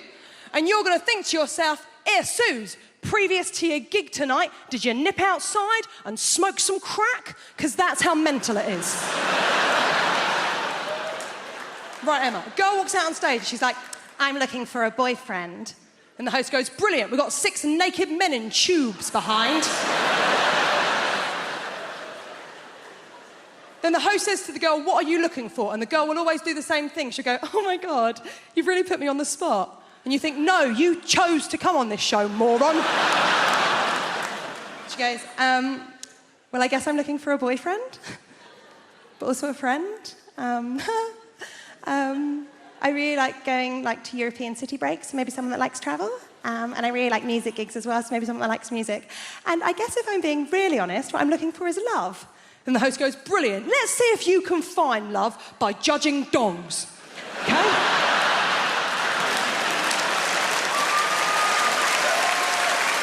6 naked men in tubes! Okay? Now, Emma, there's a screen in front of all of them. Every round, the screen goes up a little bit more to show a little bit more of the naked body. Every round, one man gets eliminated until the end. She's got a couple of nudie fellas to choose from. Okay? Now, Emma, first round, screen just goes up to their knees. There's always one bloke who's got really rough feet. Really rough. Like he was an extra in The Hobbit. And he just never took the feet off afterwards, right? Now, she clearly looked at them feet and thought, well, them trotters ain't coming home with me, right? And you think, well, that's the end for him. Not the end. They don't shoot him. You think it's the end of the show for him, but it's not. It's not the end of the show, because he then has the indignity of the screen going the whole way up. So you see his penis and his face. Then he has the most awkward moment in television where he steps out of his tube, walks over to her and gives her the most uncomfortable hug you have ever seen. Well, you can tell all he is thinking is, don't touch the lady with your dick. Whatever you do, don't touch the stranger with your dick. And then his sad little ass walks off stage. Now...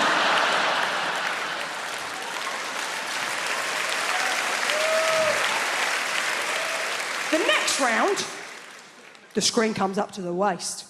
And let's be honest, it is the round we are all watching for. It's cock-a-clock. Now, it's not going to come as a surprise to any of you. There's a lot of people in this evening. I'll bet it doesn't come as a surprise to one person in this room. I ain't seen many willies. I ain't seen many of them. I ain't seen many willies. I'm not a connoisseur when it comes to willies. I was straight for a month when I was 18. I don't have the wrists, okay? But even to me, even to the untrained eye, there was one that I was like, oh, there's something up with him. There was something just not quite right about it. They're not meant to have a corner, are they? Halfway through, it had like a proper corner. No, she clearly looked at that one and went, ooh. She can't do that, can she? She's got to go work on Monday. She don't look like a bitch on TV. So instead, she had to do a little lie. Emma, see if you can see where she went wrong. She went, I'm going to have to get rid of number 4. Kind of weird dick. I'm going to have to get rid of number 4 because the way that he's standing, he doesn't really look like a very confident guy. And I'm only really attracted to really confident guys. And I thought, he has his penis out on television. How much more confident would you like this twat to be?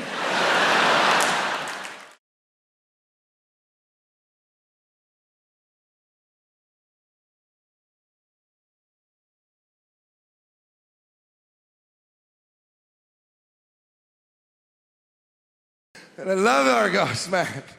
My woman took me there, man. I freaked out about Argos. You English people do stuff different. You got that catalog shopping at Argos. The only store where you keep the catalog at the store.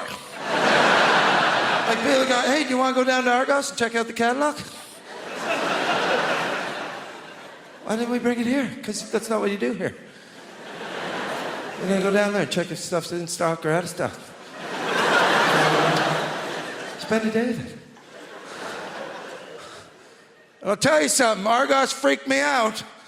First time I ever walked into Argos, they made me feel like I was a spy. Because I walked up to that teller, And I handed her this little piece of paper. And she just looked at me and went, okay. Go to checkpoint B.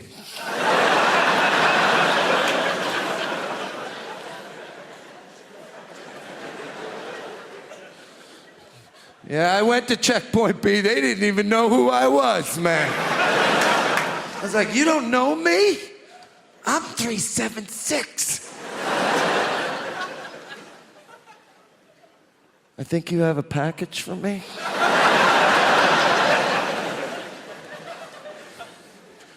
My woman, she loves Argos, man. My woman loves Argos because of that catalog. Women love catalogs. Catalog to a woman is like the Bible, except real. Yeah, stuff actually happens in the catalog. My woman doesn't even need to look at the index to know what page the stuff she wants is on. My woman walk into Argos, just kick those doors open, grab her little red gambler pen there. Feel lucky, Tom. She'll flip through that catalog like she was a Jedi Knight. She'll be like, that's what I want, Tom. And I'm always amazed. I'm like, wow, how'd you do that? She goes, I'll show you something else, Tom. That's what you want. And I'm standing there looking at it going, I don't even know what I want. And then I look at it and go, holy shit, that is what I want. A trampoline.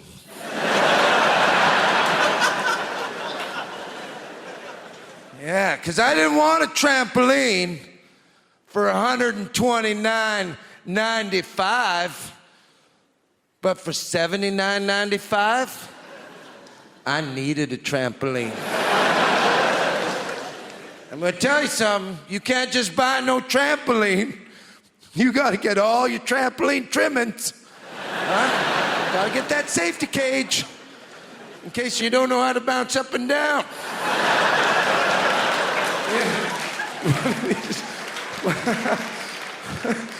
One of these sideway bouncers.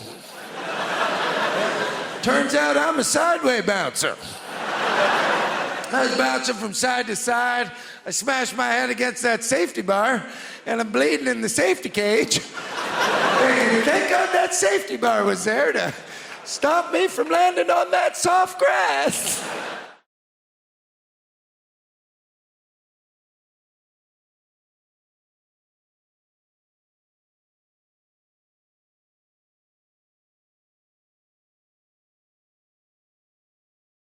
I'm a romantic, that's my problem. I love romance. Oh, I want to be in a relationship. I want to try edible pants. You can't edible solo, they don't let you. I'm absolutely fascinated by them. Here's why. It must be someone's job to keep edible pants from being too delicious. Because they've got to be okay in context, but there's a team of scientists that's working day in, day out to make sure that none of us start craving them. Struggle being single. I'm a pick-me girl. Do you guys know what that is? A pick-me girl is a type of woman who's like me. I'm not like the other girls. Why? Because I like live music. Shackle me. I do like live music. Like sometimes I wonder if anyone's gone to see the band Placebo thinking it was The Cure. So I do think about that stuff.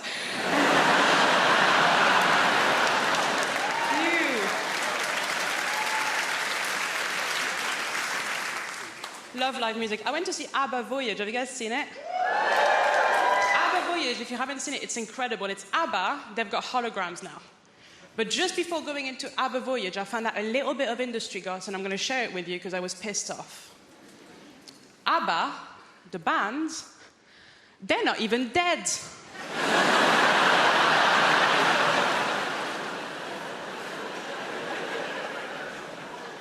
And they've got holograms, is it? You can't have holograms if you're alive. Hey, ABBA, go to work.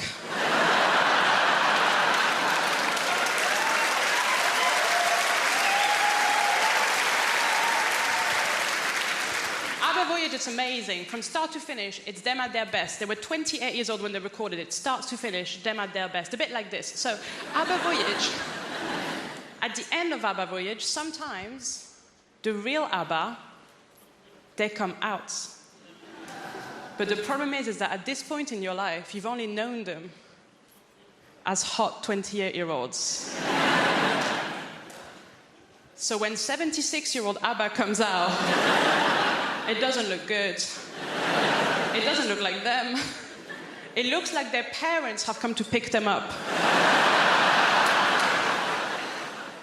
I am a pick-me girl. I lie about my interests constantly, I do. My new thing now is I pretend to like football. Now, I want to like football. I really do. I really respect it as a sport. My problem is too much of it has happened. And no one will let me catch up. Like, everyone needs to stop playing for like 5 years, and then I'll start casual, season 1, episode 1. Now, the real reason I'm trying to get into football is because, basically, I met this guy. Thank you. And, oh my God. So he told me that he could have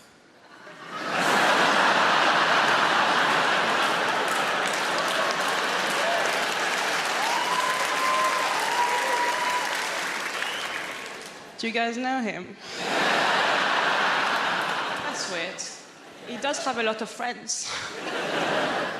He said he could have gone professional. But then, and this is so sad,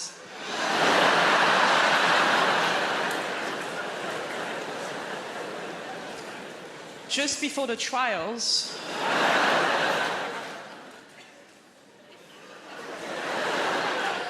he didn't have the skills. He didn't have the skills, the work ethic, or the natural talent. So close.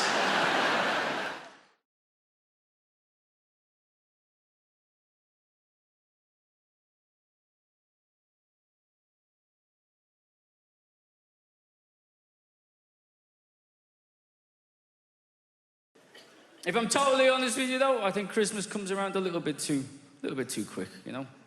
Another Christmas, another load of presents that I've got to sit down on the floor and try and play with my daughter. I'm still working on the jigsaw from last year. It's a 48-piecer, you know. I've done 5 edges, but, you know, it's a long-term project. I do find it difficult sometimes, you know, being a dad in the dark. It has its complications. When she was little, like little, she loved going to the farm. I hated the farm. Do you know what the farm is to me? Just a series of fences over which are different smells of shit. She was like, what animal's that one, Daddy? I was like, I have no idea, sweetheart, but it smells worse than the last one. Not as bad as the first 2.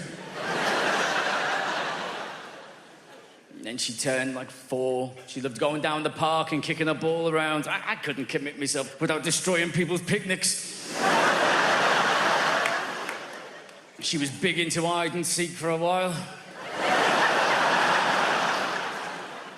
The problem with that was every game came with a very real possibility that she might die of dehydration while she's waiting for me to find her.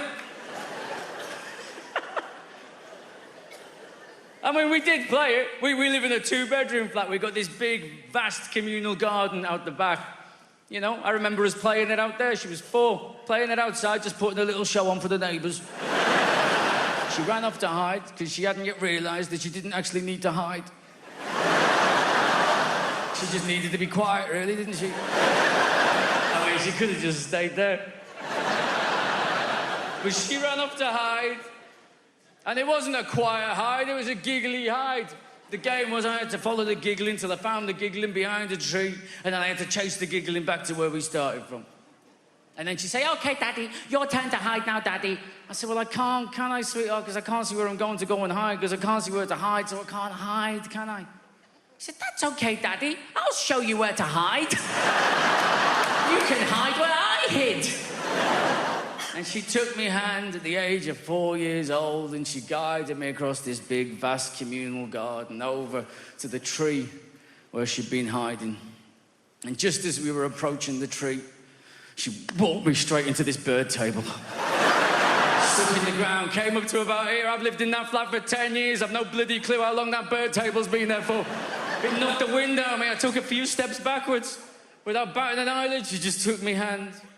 She placed it around the far side of the tree where she'd been hiding, and she just looked up at me. And she just said, I hid here, Daddy. But I didn't walk into that, did I? Like, that was my fault. Like, she wasn't the one entirely in charge of the safety of both of us at just the age of 4.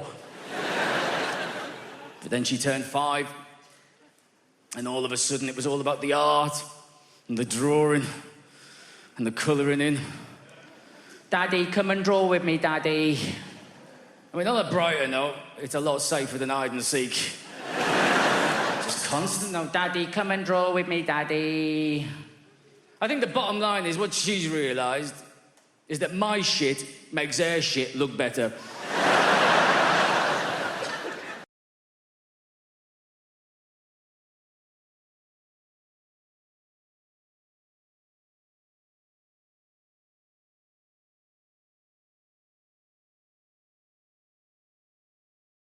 Going out, Monk, we're here. 1, 2, 3, hop. Hello. Hello. Oh, Carlo. Let's get rid of this shit. Yeah. There's no going back. No, there's no going back. So, what's that on your face? On my face? My microphone? Where's mine?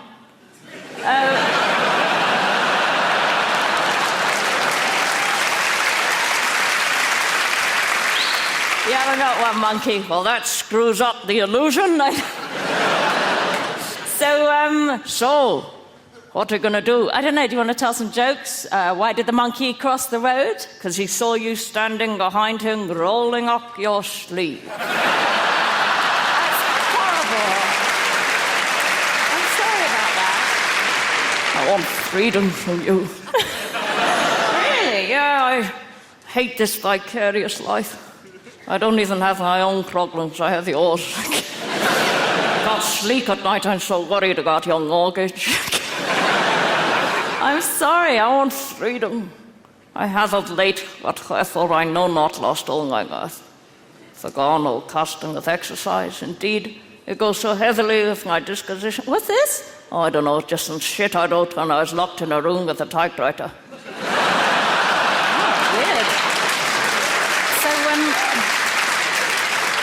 No, just I want freedom, you know.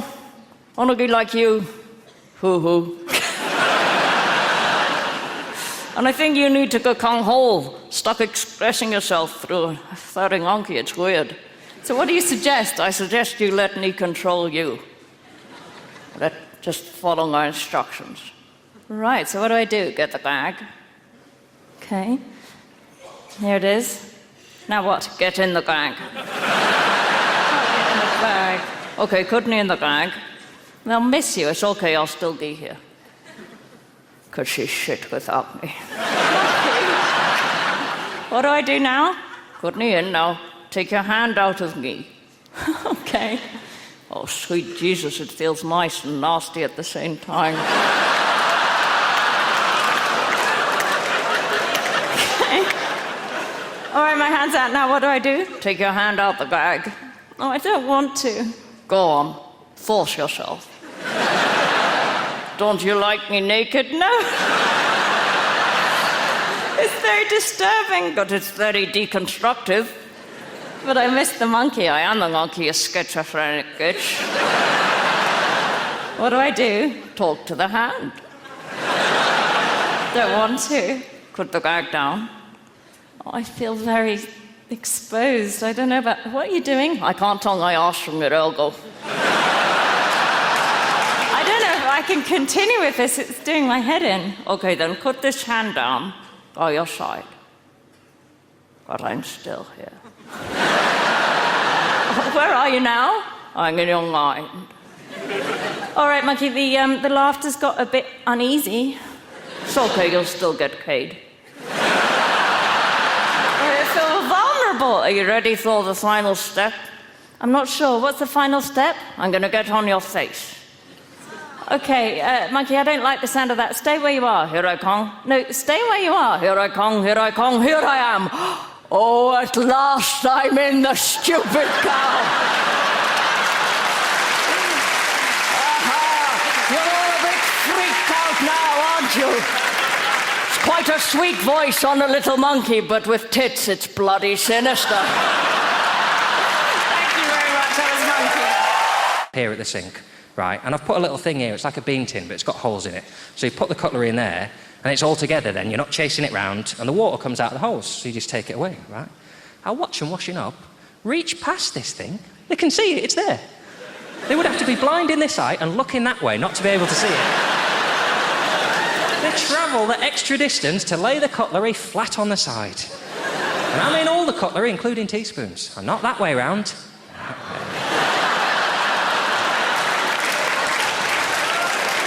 So that a little pool of shitty water dribbles down into the teaspoon so that it looks like it's already got soup in it. And then they'll walk over to the cutlery drawer, and all I ask, you just put the cutlery away however you like, as long as it's forks on the left, knives in the middle, spoons on the right. Teaspoons on the bottom facing to the left, steak knives on the far left.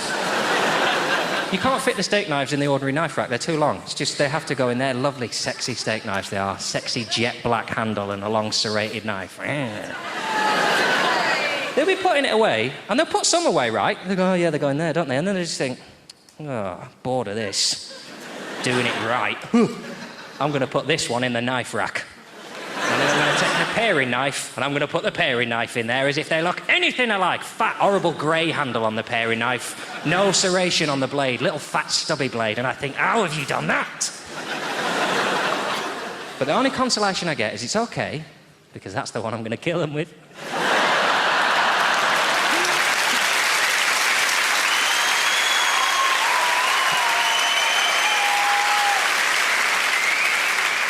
I'm going to grab that knife and I'm going to sneak up to their room in the middle of the night. I'm going to go, hello, it's the fairy. And he's tooled up.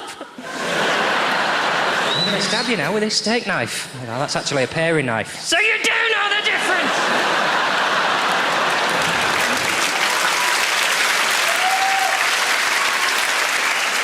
The reason that I need to be a better person is because I finally decided I think I want to have kids, right? It's taken me a long time.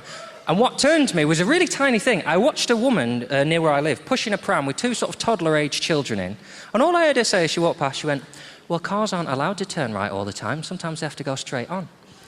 That was it. And I thought, my God, I want kids. Imagine being in the company of people to whom you could say a sentence that tedious, and their response will be, you blow my mind. So there's a road, but they're not allowed to turn into it. That is... So what, do they just move house to the end of the road then, do they? If you turn right twice, you'll end up back on that road. And why aren't you Prime Minister? I don't... You know everything. You're an incredible person. So I really want kids, but I can't have kids because I can't inflict myself on a child. Because I don't know what the line is between telling a child when it's doing something wrong so that it learns to do better and accepting that children can't do everything properly. I don't think I would draw that distinction. I think I would just always tell them that they were doing something wrong to the point of breaking their souls immediately. Oh, you're doing some colouring in, are you? Ah. I just wonder why you're carrying on with that, because you've got out of lines, haven't you? It's ruined. It's never going to be perfect now, is it? You might as well start again. Because it's not going on the fridge like that.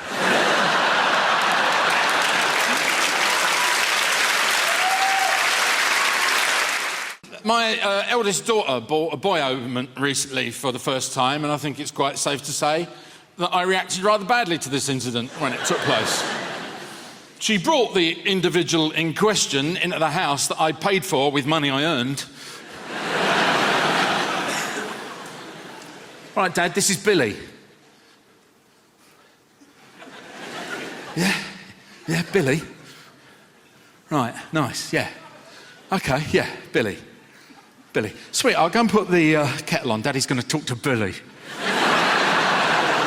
She goes to the kitchen, she doesn't realise anything's wrong. And I start reversing this little bastard around the house. Because when you're my size, you can reverse smaller men.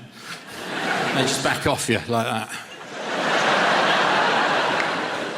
So eventually I get Billy into a wall. He can't go any further. And I'm like, William.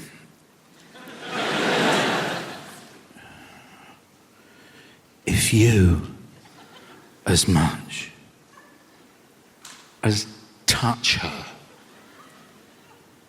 I will cut you.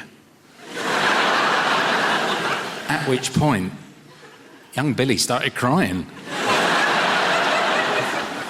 But that is 6-year-olds for you, because they can't really, you know?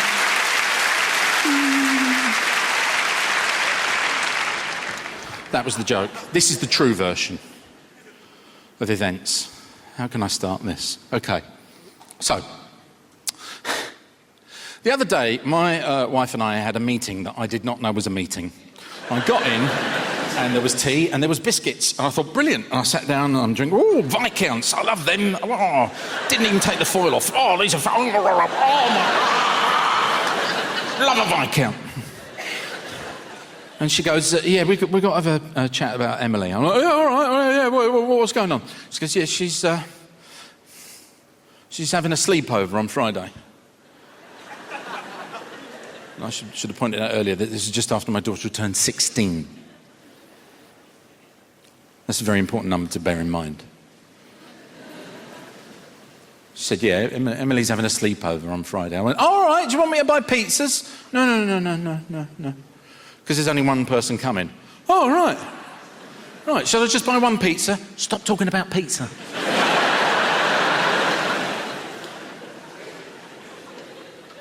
She's having a sleepover, and it's Stephen. What, the boyfriend? Yeah. Oh, where's he going to sleep?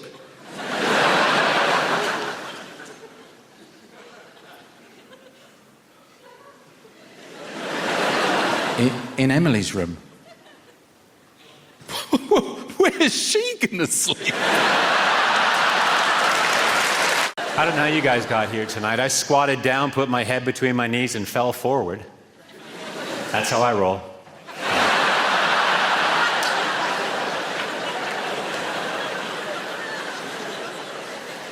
My ex-girlfriend said we can work on my bladder problem together. I said, there is no we. Now piss off. Uncle just set a new world record by getting 27 pigeons to land on him. What a ledge. They should make a statue of that man. You'd like that.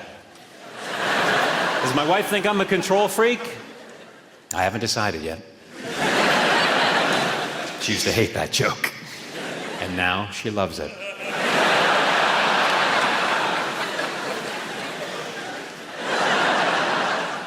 The other night at a party, my wife got drunk and told everyone she invented the echo. I said, listen to yourself.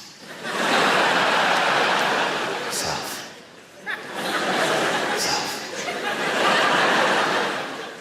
Fat people block the pavement. There's no getting around it.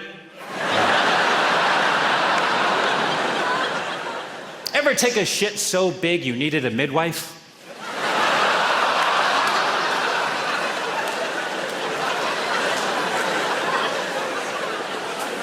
Me too.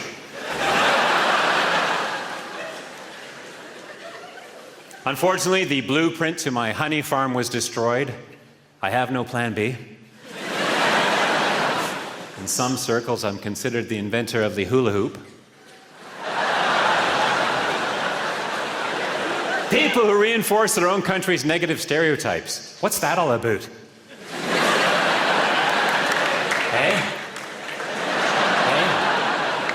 Gets me so angry I want to just throw down my jar of maple syrup and crawl out of my igloo, pick up my ice hockey stick and club a seal. Or a moose. Or Justin Bieber.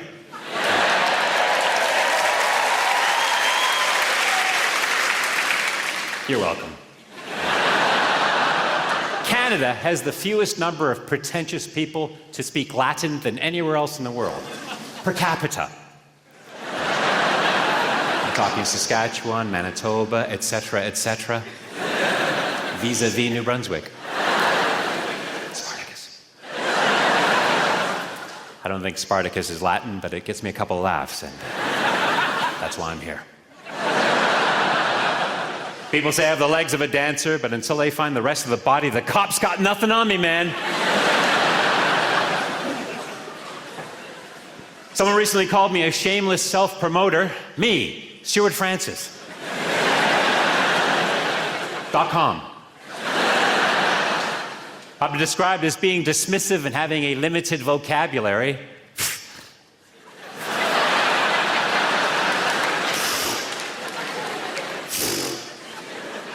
Women. People say I'm a plagiarist. Their word, not mine. I've been called irritating, not once, not twice, not 3 times, not 4 times, not 5 times, not 6 times, not 7 times, not 8 times, not 9 times, not even 10 times, not 11 times, not 12 times, not 13 times, and finally, not 14 times, not 15 times, not 16 times, but a grand total of 17 times, not 18 times. Sometimes you've got to knock a routine on the head because it's been won. Some audience member has just nailed it and nothing will ever be as perfect as... I was in Killarney, right? And I had a routine about stupid things you do on your holidays, right? Where I would generally ask the audience, hey, what's the stupidest thing you've ever done on your holiday, right? This guy gave an answer that I frankly, I should have given him a diploma at the end of it, because it was such a sweet, beautiful, perfect, it was lovely as a short thing. And comedians love brevity, by the way. We love that, just beautiful. They love it. Like, it's like Twitter.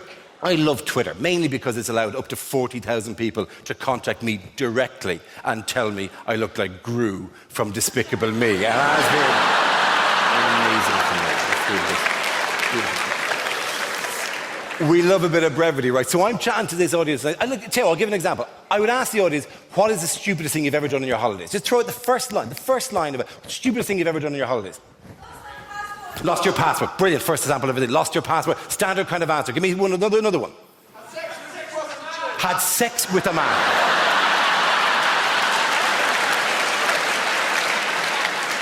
A surprisingly common response.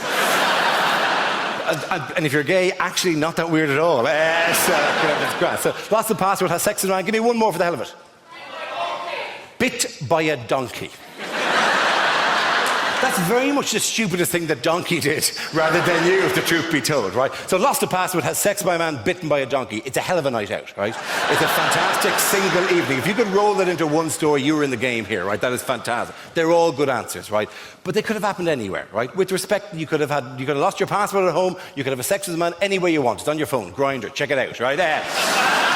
You could go to Blackpool and have sex with a donkey, or be bitten, not have sex with a donkey.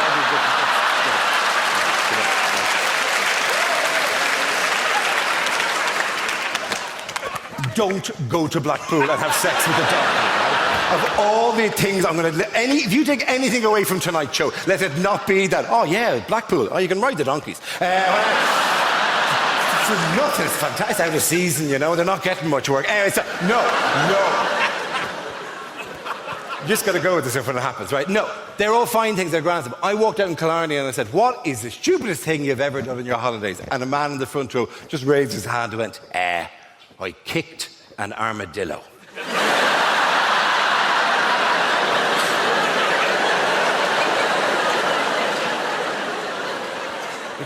Why did you kick an armadillo? And I goes, I don't know. He just walked out in front of me.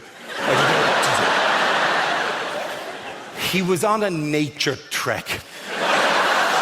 With a local guide sympathetically showing him the wildlife. Literally, there's a man at the front with a tree going, if you look up there, you can see that's the nest of the... And let's just pull back the bush. And now, can you see the tracks of the... as it walks through the... And he's at the back, just minding his own business. And an armadillo walked out in front of him. And he just panicked and went, Jesus! And boom,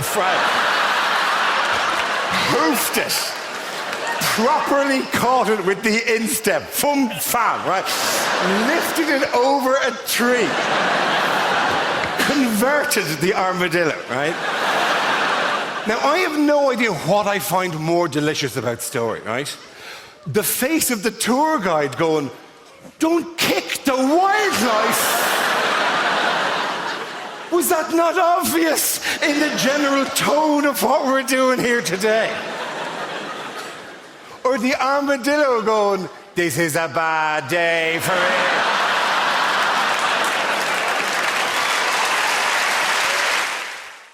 Tommy, you can tell me, did I get unlucky? What would be, I know you're a builder, not an electrician, but you can still answer this question. What would be your absolute record in a row for not turning up when you promised you would? 4. 4. God bless your honesty. Because my electrician, did I get unlucky? Because 14 times he didn't turn up when he promised he would, right? 14 times, incidentally, where I sat on my ass watching shit daytime television. No offence, Tommy, right? But I sat on my ass twiddling my thumbs watching shit daytime television. Presumably he did exactly the same thing round at his house. But then he finally came, right? And this is, have you ever seen anything this incompetent, right? Because I'm 43, and I've I've travelled the world, I've seen a thing or two, but I've never seen anything this shit. I've never seen anything this incompetent in any area of life, right? Because this electrician came, and he fitted what do you call, double plug sockets. He fitted 15 of those, right? 15 of them, all around the lounge in the dining room. 13 of them, Tommy, are awesome.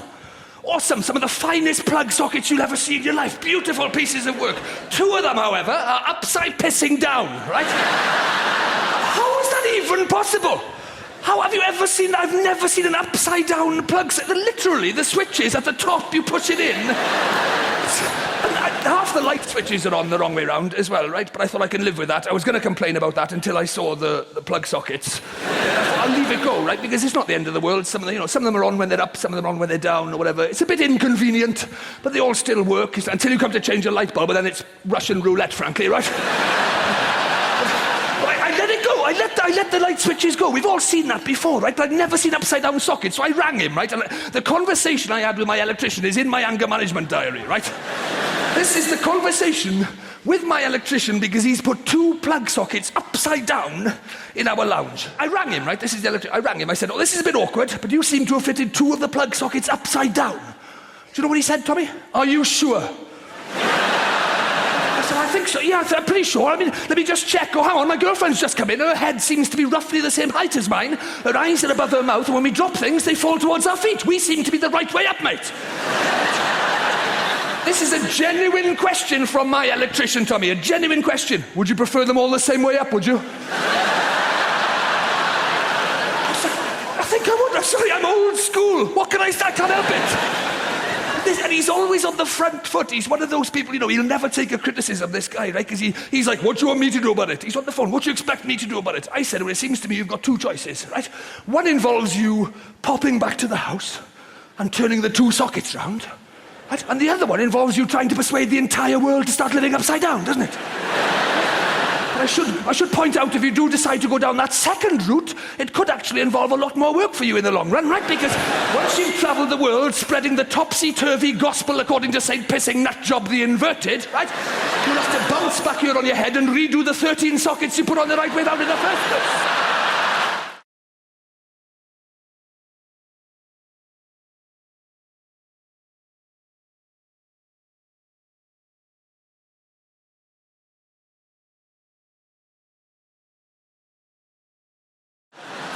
I've met some crazy people and with some crazy ideologies. One of the craziest people I met, and the funniest, were these guys called the Black Israelites. If you don't know the Black Israelites, right, it's a group of black dudes in New York, right? And they think the black man's the original Jew, right?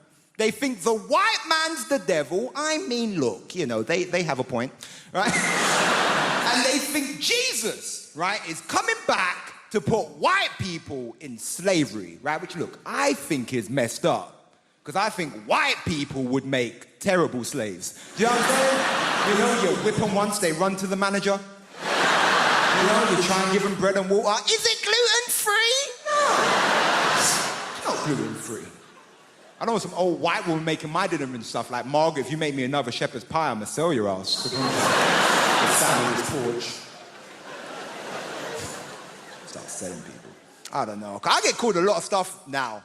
Especially with the internet, I get called tons of stuff. I get called racist words, and I get called racist for making jokes about white people. I just want to say my mom's white. I have one at home. She's fine. I have one. I have no issues with white people. Love white people, right? But everyone calls me mad things. And I'll be honest with you, when you get called a lot of stuff, you have to have a thick skin. You can't let it bother you, because it'll just get you down if you always listen to that stuff. And it's never bothered me, except for one time. Someone said something about me, and it just really basically, someone called me middle class, and it just really... I threw my avocado on the floor. I was perturbed. I was like, Mother, take this away. I can't finish this avocado. Middle class? I ain't middle class. I'm not you.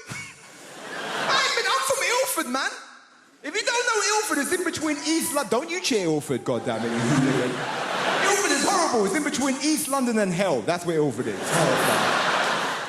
Don't want to go Ilford, right? It's that weird thing. It's like you work hard and then people think they can take away your identity from you. And that's like a weird point. It's like you can't be working class because you've worked hard. You get to play lovely gigs like this. You can't be what you are. And the thing is, like, I am working class in my heart. But there's a conflict. My brain says different sometimes. You know? Like, sometimes my friends will call me from prison. It's just what it is. It's just what it is. They'll call me up and they'll be like, yo, Jamali, you need to start repping for the mandem. And I go, you know what? I need to start repping for the mandem. They say, you need to start saying free the mandem. I'm like, you know what? I need to start saying free the mandem. And that's in my heart. I believe that. We should free the mandem. But then my brain goes, yes, Jamali. But now you have stuff they want to steal. So I'm like, yeah, free the mandem. If they've completed the course, maybe. I don't know. Free them up if they've repented. I don't know. If they ring me up, they'll be like, yo, say free Ginger J. Free Ginger J. Say free Worm. Is Worm still locked up? You better free him. Say free Killer. Nah, I don't know about Killer, man. I'm not saying we should never free Killer, just don't free him where I live. Because I live in a nice gentrified area now, just what I'm saying. So it's like, and I'm angry at gentrification, but it's hard because it's delicious. I'm drinking my latte going, oh, these hipsters, do you know? Like, so yeah, free hit Killer, but just not where I live, not in my community. Because gentrification is a weird one, because does anyone remember when London was shit? Like, Hammersmith was shit. None of you would have been able to be here. It was that bad. It was never Peckham shit.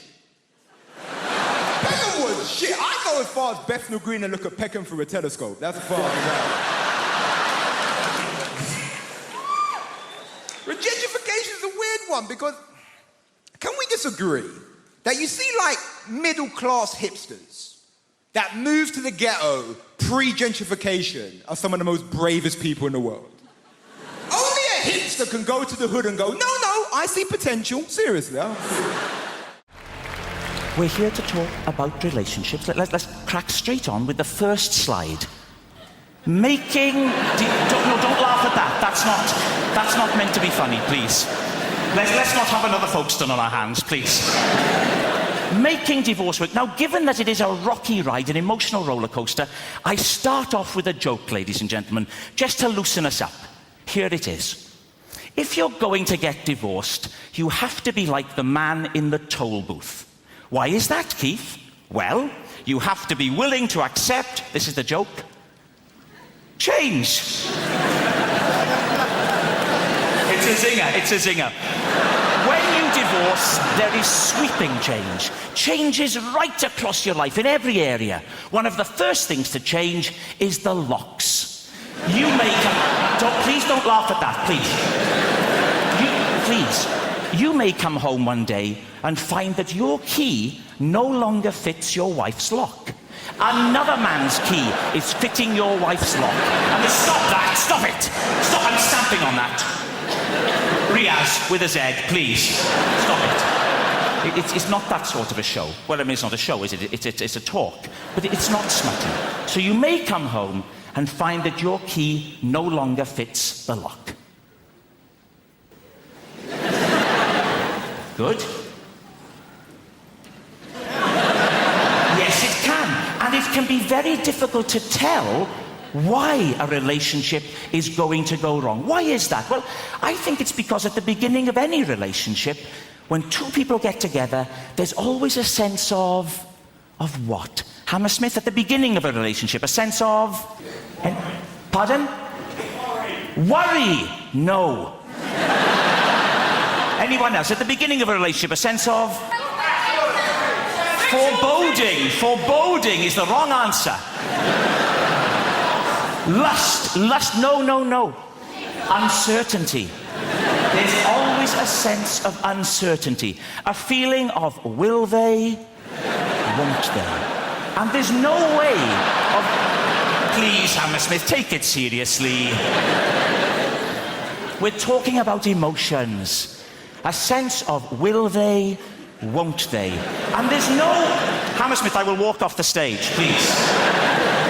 There's no way of predicting when a couple get together whether or not the relationship will work. Will it last a long time? No. Not a chance in hell. Will they stick together? No, no.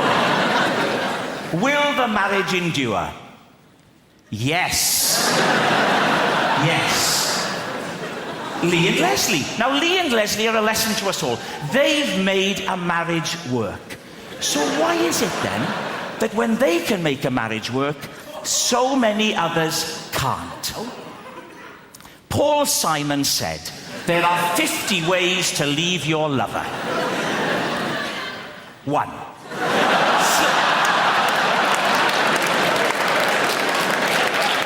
Hammersmith, time out. Please, start to take it seriously. 1. Slip out the back, Jack.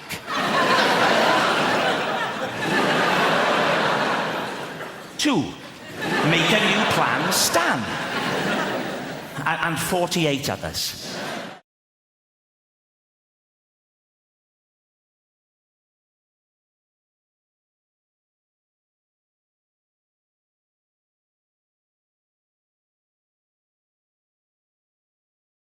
You know, when you're in love with somebody, you rarely see them at work. You rarely see them doing the thing that they do and you can't. It's extremely attractive. Go follow your partner someday to work. If they're having an affair, it'll be a hideous conclusion. But just watch them doing the thing. It's really cool because you can't do it. They can. You go, I fucking love you're fantastic. You're glorious. Particularly when they're saving a life. Jesus, glorious. You're there going, oh, you're beautiful. I love you. And you're making me look good right now. Yeah, she's my girlfriend. Look at her. She's glorious. She's saving her life. Trophy bird. Right? I had to be peeled off the doctor the day of the mini-stroke. Seriously, she was underneath me going, that's very flattering, but could I deal with the situation first, right? And I was behind her going, no, she'll be unconscious for a while, yes. Apologise, she's actually in the room tonight. Sorry about that. But it is nothing more attractive than seeing the person. I mean, the doctor here, have you a partner there with you? Have you a boyfriend or husband with you? Yeah, he's a teacher. He's a teacher, so he's not in the medical trade. My teacher friend, isn't it sexy? Have you seen her ever deal with an emergency, have you? Not yet. Not yet, he said loudly. Get her to run over one of these feckers on the way home tonight. Dude, it's extremely attractive. But the one bad thing is you're very clannish people, the doctors. They have a tendency to hang around together in little groups, right? Okay. My teacher friend, do you have to go to loads of social events where it's just you and doctor? Does that happen to you, my friend? Does it? I hate it. Yeah, I know, it's a nightmare. I hate it, he said. I am articulating your pain, my friend. He hates it, ladies and gentlemen, because there's times I've been at dinner parties and it's doctor, and I'm the only feckin' muggles in the room, right? And they don't know half as much as you give them credit for. My friend, if you're ever at another dinner party and it's all doctors, feck with their heads. It's remarkably easy to do. If you're ever out with a load of doctors and they're going, well, today I performed a fucking duodectomy. You just go, yeah, but what are hiccups exactly?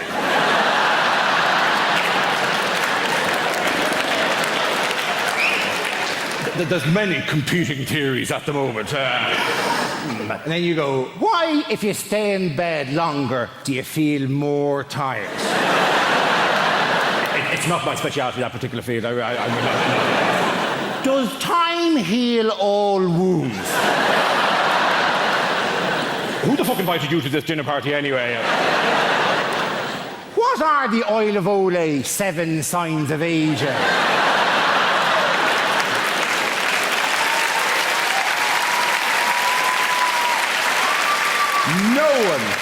no one actually knows what the Oil of Ole 7 signs of aging are, right? Apparently they start with little lines around the eyes and finish with a woman sitting on a stairs with a bottle of gin going, I gave him the best years of my life! And it takes a feckin' hell of a cream to get rid of that, let me tell you. Doctor, one final question. Doctor at the back there, my surgeon friend, liver and pancreas, answer me this. What are hiccups exactly? Diaphragmatic irritation. A diaphragmatic irritation. Good woman yourself. Very good. Let the punters at home note, she said, diaphragmatic irritation, which is right. I also would have accepted any arrhythmic irritation of the phrenic nerve. Please. I'm not a doctor. I'm just riding one. Okay.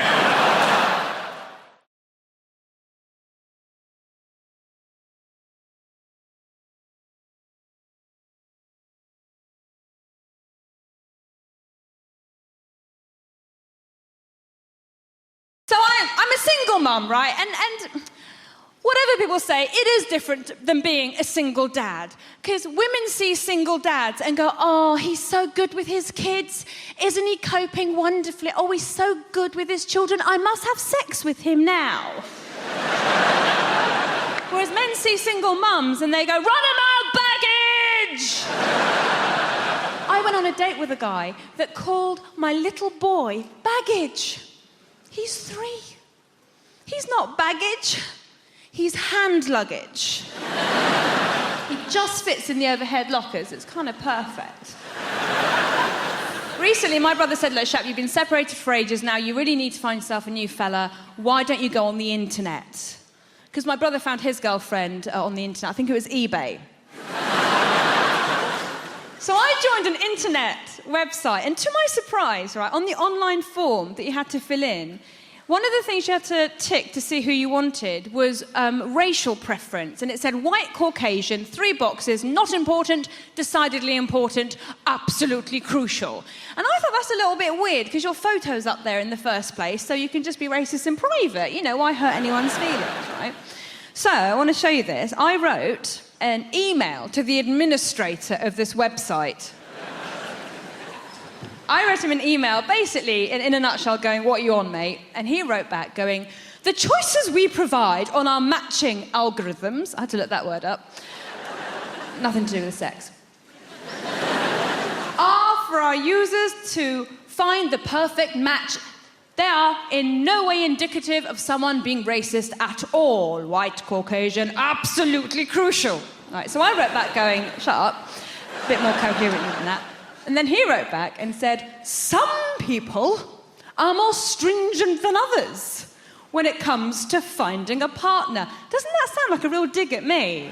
Like, oh, you'd shag any old colour. We merely help them find the right person by enabling them to measure height, weight, occupation, level of income, and ethnicity. Thing is, height, weight, occupation, level of income, they're all things that can be measured. How do you measure ethnicity? I had no idea how to measure my own when I was filling out the form. I had to look on a Dulux colour chart. Turns out I'm natural calico. This correspondence went on for quite a while, right? And tell me if you think I went too far. Eventually, I sent him a copy of the Nuremberg race laws. I'm not saying that this website is a Nazi organisation. I just think we should nip things in the bud at source. He wrote back to me and said, Dear Shappy, I've enjoyed our correspondence. I have now noticed your name is Shappy Corsandi. Might you be the same Shappy Corsandi I saw on the Michael McIntyre Comedy Roadshow? If so, I am single. And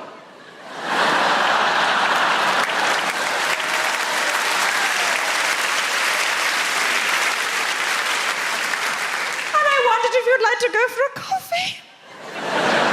Listen to this. Won't this be a funny story to tell our kids? Smiley face. I wrote back, I said, thank you so much for your email. I'm very flattered. However, I've noticed your name is James Chowdhury. Little bit too brown for me. The most sexually adventurous thing I ever did, I did it when I was single. When I was single, I ordered the #1 vibrator on the Love Honey website. And the Love Honey website is a sex toy website, for those of you pretending not to know. I kind of ordered it out of spite, right? Because one of my exes called me a prude, which I think is such an extreme thing to call someone. I don't think I did anything to warrant that. The only thing I can think of maybe is once I said that I don't like morning sex. That's not a big deal. That doesn't mean that I'm not sex positive. I just don't think you should do something that disgusting in the morning. Not whilst the blackbird is singing his morning tune. But I went on the website. It was late at night. I just ordered the first one on the list because I thought that will be good. That will probably be quite nice. The thing that arrived is so terrifying. It plugs directly into the wall. It has one of those on the end of it. It uses mains electricity. It needs to be pat tested.